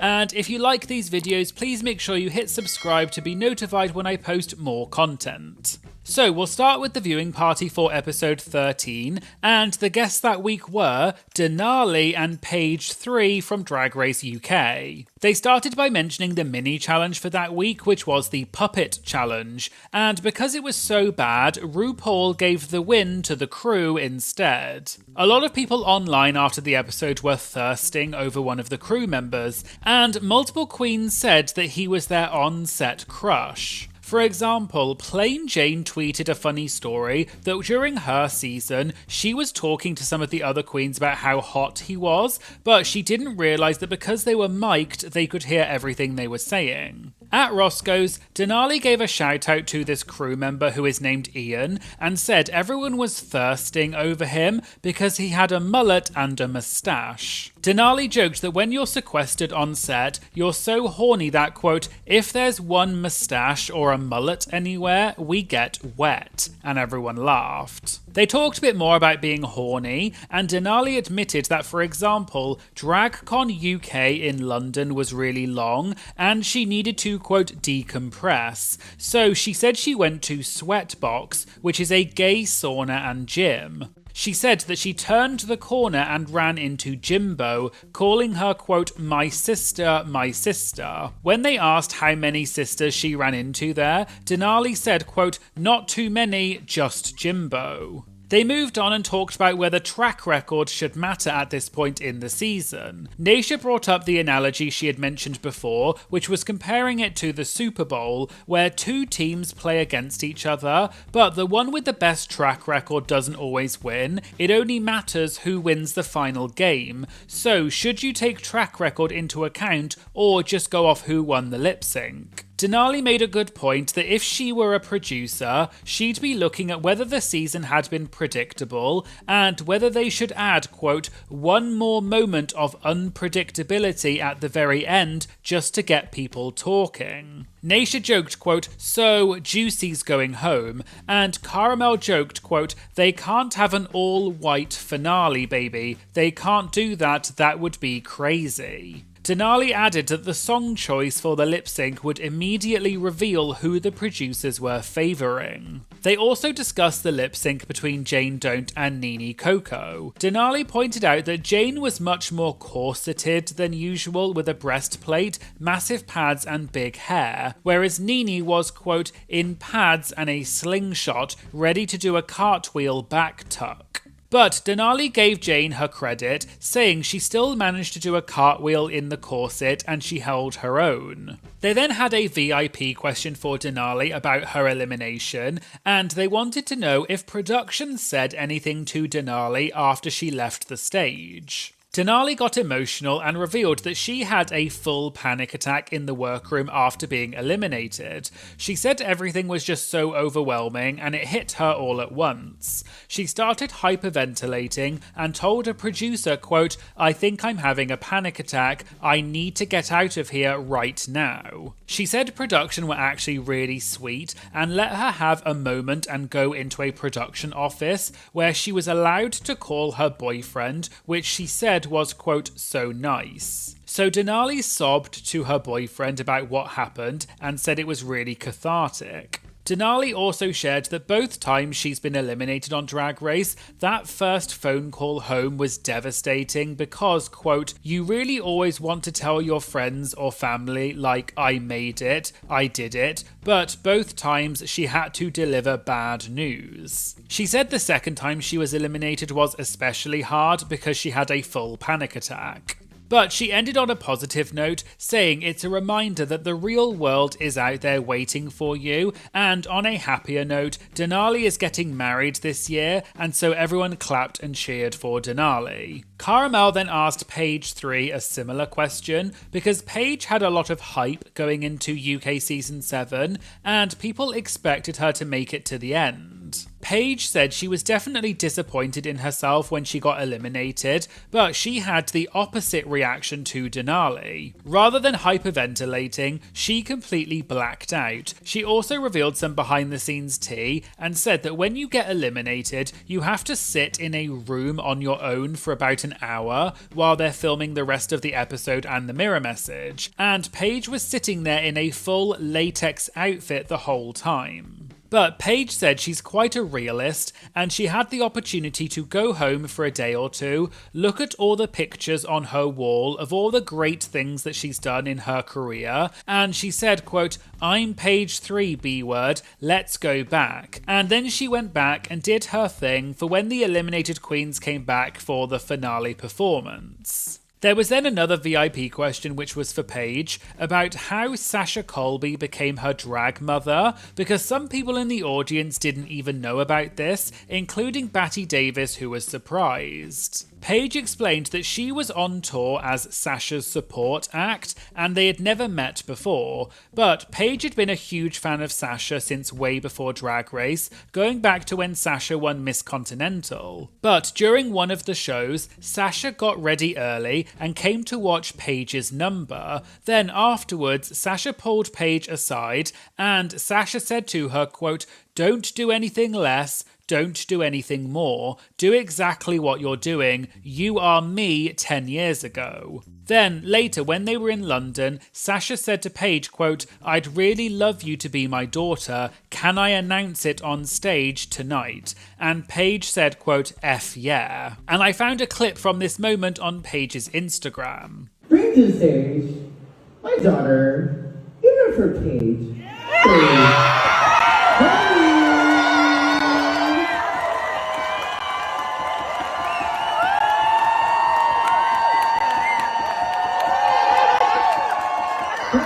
I love it! Mama, finally a dancing daughter! I'm feeling toxic! And Paige finished by saying Sasha has been amazing to her.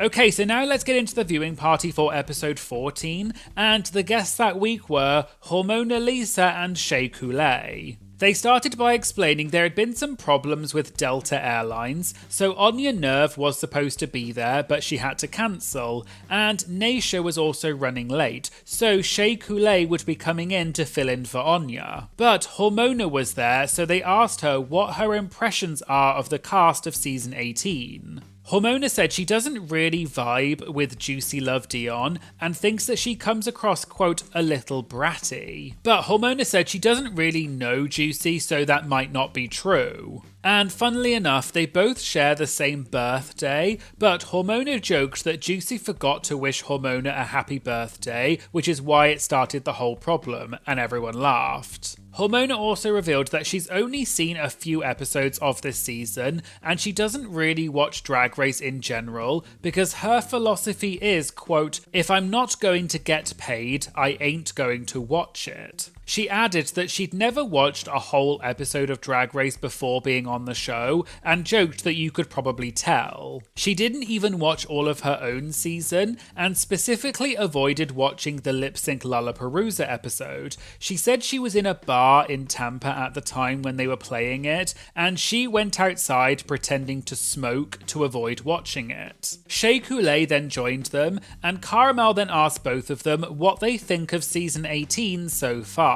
Hormona said from what she's seen, which is not many episodes, she thinks the queens are having fun and that's all they can control. She also joked that she's glad they replaced the light bulbs in the mirror that Hormona stole when she got eliminated on her season, along with Jules Sparkle's one remaining palette of white foundation powder.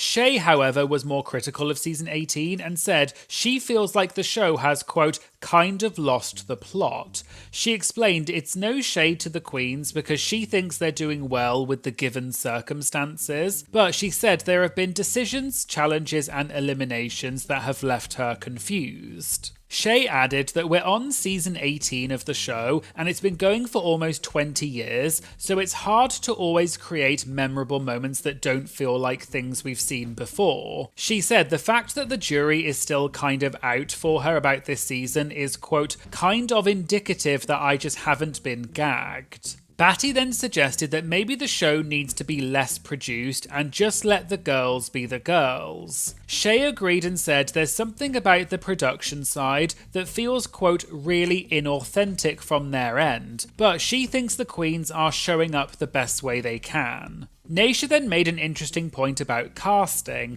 She feels like before, the show used to cast over-the-top personalities and then figure out the story, but now she feels like they figure out the story first and then cast around it. She then joked that she read somewhere online that someone described this season as, quote, stale, and she said those were not necessarily her words, and everyone laughed. They then discussed Jane Dont's shocking elimination from last episode, and Naysha asked whether people think Nene should have been eliminated instead of Jane. Shay said, quote, I feel like Jane was set up from the beginning. Shay pointed out that the challenge was improv that week, and the number one rule of improv is yes and, but RuPaul just kept saying no. So Shay said, quote, there was nowhere for her to go. B-word was set up from the beginning. It was a scheme set up by Todd for some bull bleep. Shay added that all the decisions throughout the season have been extremely confusing, and she wishes whoever gets the crown, quote, good luck. Yes, Diva, good for you, but it's been so, I am confusion, and people laughed. Batty then brought up a theme that they'd been discussing at Roscoe's, which is strategy over talent. Naysha asked the guests what they think about queens who come into the show with a strategy versus those who just rely on their talent. Hormona made a good point that maybe the issue isn't just the producers producing, but also the contestants are producing and strategizing on top of that. So Hormona said, quote, it's like two different avenues of producing going on at the same time, and they have a traffic jam. There was then a VIP question, which was whether they think less queens are going to want to audition for Drag Race in the future, because on this season, they eliminated the strongest competitors like Jane Don't, so maybe any future contestants may think that the risk is no longer worth the reward.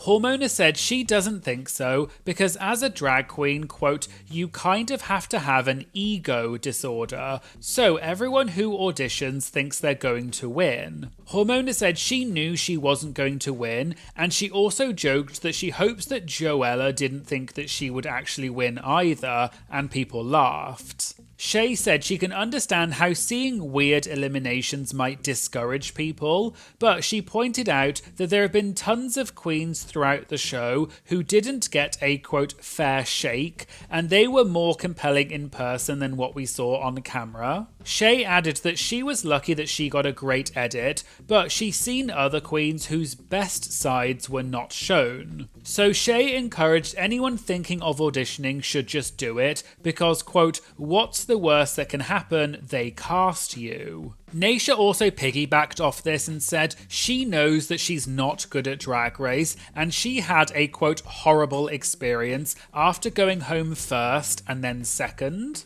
But she hasn't stopped working since then, and the power of television takes you all over the world, so she encouraged people not to get discouraged and still audition, and people clapped and cheered for Naysha. There was then a question for Hormona about the Discord safety pin situation and whether it was riggery, especially given the drama with Lexi and the rhinestones on Hormona's season. Just to quickly explain in case you don't know, on season 17, Hormona used her own rhinestones using a design challenge, but Lexi Love complained to production about it because it was apparently against the rules because you're only supposed to use the materials provided.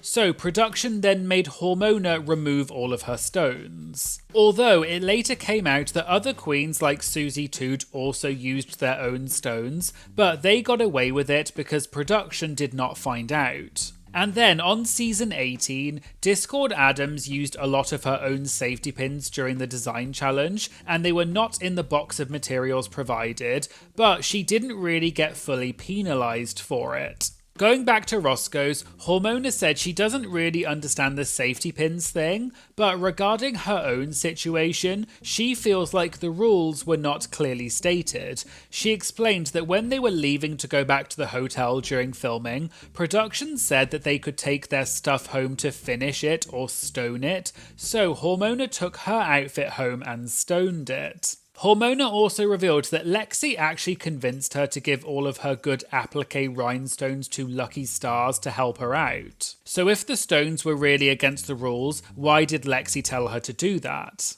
And Hormona genuinely thought it was okay to use her own stones on her outfit because she had heard queens in the past like Trinity the Tuck say that you should bring your own stones and feathers to Drag Race for the design challenges. Batty joked to Hormona, quote, "So essentially you cheated and got caught." But Hormona said she doesn't consider it cheating because, quote, "I think you have to know you're cheating." Hormona added that she stayed up the whole night putting stones on her outfit, which she would not have done if she knew it was wrong because she loves having her 10 hours of sleep. Hormona also made a good point that if the queens on season 18 had reacted like Lexi did, production probably would have made Discord take the safety pins off for storyline. But because nobody crashed out about it, they let it slide. Shay then asked Hormona if production ever specifically told them they couldn't use their own stones. Hormona said from her recollection, no, they didn't,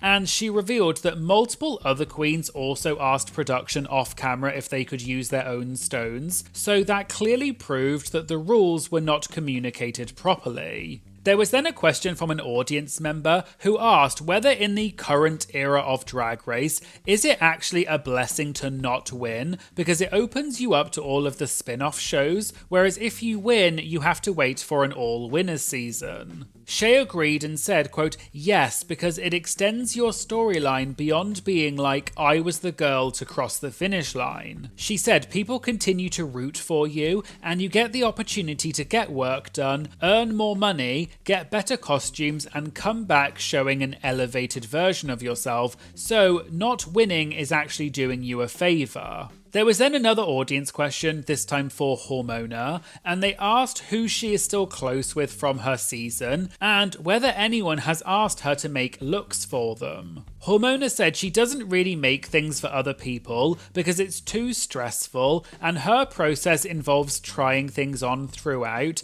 and she doesn't want people at her house for that long. And as for who she's close with from her season, she said, to be honest, she's not really close to anybody from her season and she's still not. She added that it's not tea or shade, it's just the way it is. The only one she's sort of gotten closer to is Acacia Forgot, who she finds really fun, but otherwise she does not keep in touch with anyone from her season. But Hormona made it clear that it was, quote, not from a lack of trying on her part. She said, quote, "I'm a good effing friend. I'm loyal. I answer the phone if you call at 3 a.m. So Hormona said that the other queens on season 17 are the ones who are missing out on a good friend. Hello everyone and welcome back for some more Drag Race gossip, secrets and drama. Sorry this is a bit late, but I'm here for the final Roscoe's recap for season 18, and this is a combined video for the viewing parties for episodes 15 and 16, which was the finale. So today we're going to be talking about Raja speaks out about working with Tyra Banks before Tyra fired her. Thorgy Thor reveals the expensive items she secretly stole from set because she was annoyed at them. And Brooklyn Heights reveals how she tricked production into letting her use her phone on the set of season 11. All that and more coming up in today's video, so let's get started. Also, if you enjoy these videos, please consider hitting that subscribe button. It's free and a quick way to support the channel. Thank you. Okay, so let's start with the episode 15 viewing party, and the guests that week were Thorgy Thor and Raja. Naysha started off by saying a lot of the VIP members had asked about the lip sync Lollapalooza format, which has now replaced the reunion. So she asked the guests if they were happy about that, or do they miss the reunion. Thorgy listed off some of her favourite reunion moments, including season 9's Pheromones You Don't Love Me moment, the Valentina drama, Aja calling out the receipts, and the Vixen on season 10 walking out and fighting with RuPaul.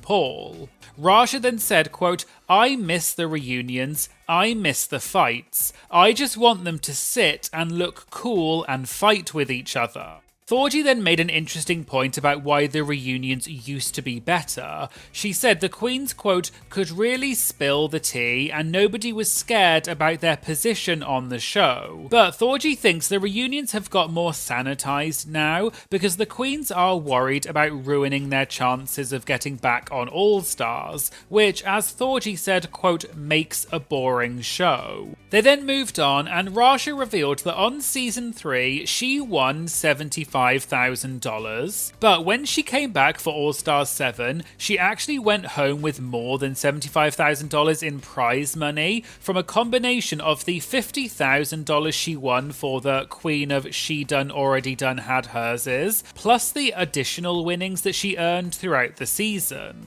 Caramel then mentioned that within the past couple of weeks, every streaming service had released a documentary about America's Next Top Model and all the negative things about the host Tyra Banks. So Cara wanted to ask Raja about her thoughts on it because Raja was a makeup artist on America's Next Top Model for the first 6 or 7 seasons. Raja joked she's mostly disturbed because of all of the seasons she worked on the show, the only image they showed of her on the Netflix documentary was her smearing brown paint onto a white model during the infamous race swapping challenge. And so people online have now been making jokes saying that this was a photo of Raja doing Raven's makeup, and everyone in the audience screamed and laughed. This is because Raven has been accused many times of painting too dark, and she's even been accused of doing black or brown face because of how dark her makeup is.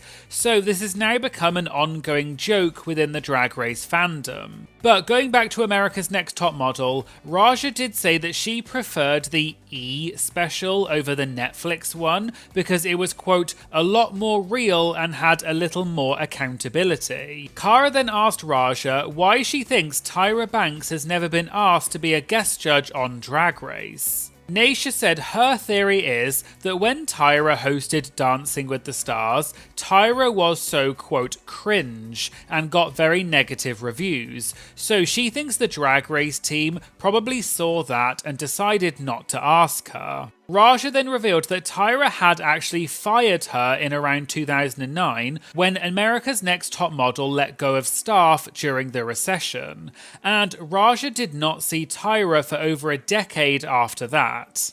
But then Raja told a funny story. She had been drinking hot toddy cocktails in San Francisco and got on a flight back to LA. She got upgraded to first class and slumped over to sleep before takeoff. The flight attendant woke Raja up to ask if she wanted a drink, so Raja ordered a Sauvignon Blanc. Then the woman in the seat next to Raja said, quote, Sutan, which is Raja's government name. Raja said, quote, I looked over, it was effing Tyra Banks. Raja explained they had a really lovely conversation for about an hour, although she did admit that Tyra was probably faking it. Raja said she always thought Tyra did not really like her because, quote, I think she found me to be snotty or a C word.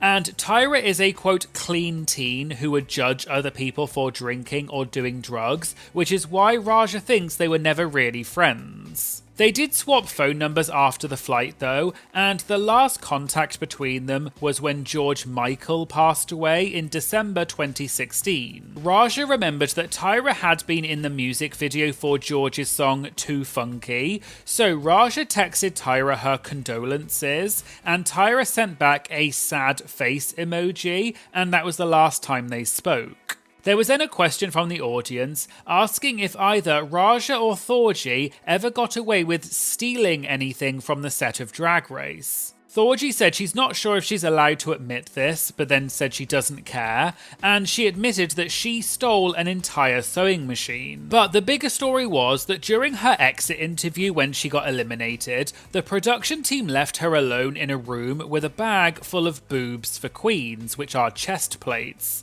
which Thorgy said cost around $600 each. Thorgy joked that she was annoyed that she had got eliminated, so she quickly checked for cameras and put 2 of the chest plates in her bag because she thought she may as well go home with something valuable if they're sending her home anyway. Raja then confirmed the long-standing rumour that the sewing machines first started getting stolen on season 3 by Manila Luzon and Carmen Carrera. Raja explained they would do it progressively, where one queen would put the foot pedal in their suitcase, then the bobbin, then a cord, then the actual machine, so they smuggled it out piece by piece. Raja said the makeup department also had shelves full of expensive products, and at the end of production, it was kind of a, quote, free-for-all, so they would all grab things. Also, Raja admitted that she stole the 2 yellow tiered umbrellas that were in the background during her Balinese dance on All Stars 7, and they're now on her patio at home. Caramel then asked about the season 8 kimono gate, which is the famous moment where several of the queens did a kimono for the Madonna runway, because both Thorgy and Naysha were on that season. Naysha said that when she was originally eliminated on season 8, but then got brought back, she had heard about Kimono Gate, so she went home and grabbed a matador costume that she had as a backup. But interestingly, Thorgy said that they asked to take photos of the queens' outfits, and they realised that a lot of queens, including Thorgy, had kimonos. So Thorgy suggested that she could change it and make something different for the outfit. But apparently production just said, quote, "No, you're good." But Thorgy knew that they were clearly setting up the queens, and she said that she knew they were trying to be, quote, tricky and bitchy. Thorgy even said she asked if production could go to the dollar store and get her a black crow, and she would use some black fabric from the fabric wall and make an outfit so that she could do Madonna's look from the Frozen music video. But production apparently said no, they can't go to the dollar store, but Thorgy remarked that every week they would go out and make big things for the other queens, so Thorgy said, quote, "Oh, okay, got it." Naysha confirmed that production has now fixed this issue, and queens now have to submit photos of their plans for the runway from a list so that no one repeats the same outfit. There was then a really fun question for Thorgy about her time working at Lucky Chang's, which is a legendary interactive drag queen cabaret restaurant in New York. Thorgy explained the staff at Lucky Chang's would do whatever they wanted because the management was very laid back. Thorgy said the staff were, quote, all constantly horny, so families would come in for dinner and the staff would flirt with the parents, particularly the husbands. Thorgy also revealed that the bathrooms at Lucky Chang's had numbers, so the staff would all know which ones were private, and the staff would flirt with the husbands all night and end up in the private bathrooms with the husbands. And this was happening, quote, constantly every night. Then Thorgy joked that she would come out of the bathroom, redo her lipstick, and go back to serving and say things like, quote, fried rice anyone? And everyone laughed. Thorgy said the staff would often get caught and fired, but they would just throw drinks and egg rolls at their table on the way out, and everyone would just carry on. Okay, so now let's move on to the viewing party for episode 16, which was the finale. And the guests that week were Brooklyn Heights, who was on US season 11, but is now the host of Canada's Drag Race, as well as Van Gogh, who was the winner of Canada's Drag Race season 6. They started out by talking about the finale of season 18 and joked that the staff should be the ones who choose Miss Congeniality based on who is the nicest to the production staff. Brooklyn then spilled some tea about her time on season 11. She said if you're really nice to the production team, they will sometimes let you use your phone on set. Brooklyn explained that there was a lovely producer on her season called Ashley, who no longer works there. And Brooklyn would say, quote, "Ashley, I have to pay my electric bill." Ashley would then bring Brooklyn her phone and just sit there just watching her while Brooklyn would scroll and text and pretend that she was paying her bills, and she would just say that the internet was so slow. But apparently Ashley would just kind of nod and say, "Oh, really?" So it sounded like Ashley knew it was a lie, but she let her do it anyway. Then on one occasion, Brooklyn told Ashley she had to call her best friend Steve to pay a bill. So Ashley let her phone Steve, and of course, as soon as Steve saw Brooklyn was calling him, he thought that she had been eliminated. So Steve picked up the phone and kind of gave condolences, but Brooklyn had to play it cool and say that everything is fine, I just need to make sure you're paying the electric bill. Steve clocked what was happening and was like, quote, "Is someone watching you?" And Brooklyn said yes. So they had to just keep it cool and pretend that they were speaking about paying the bill. Naysha confirmed that something similar happened on her season as well. The queens would pretend to pay a bill, but they would actually use Venmo to send messages instead of money.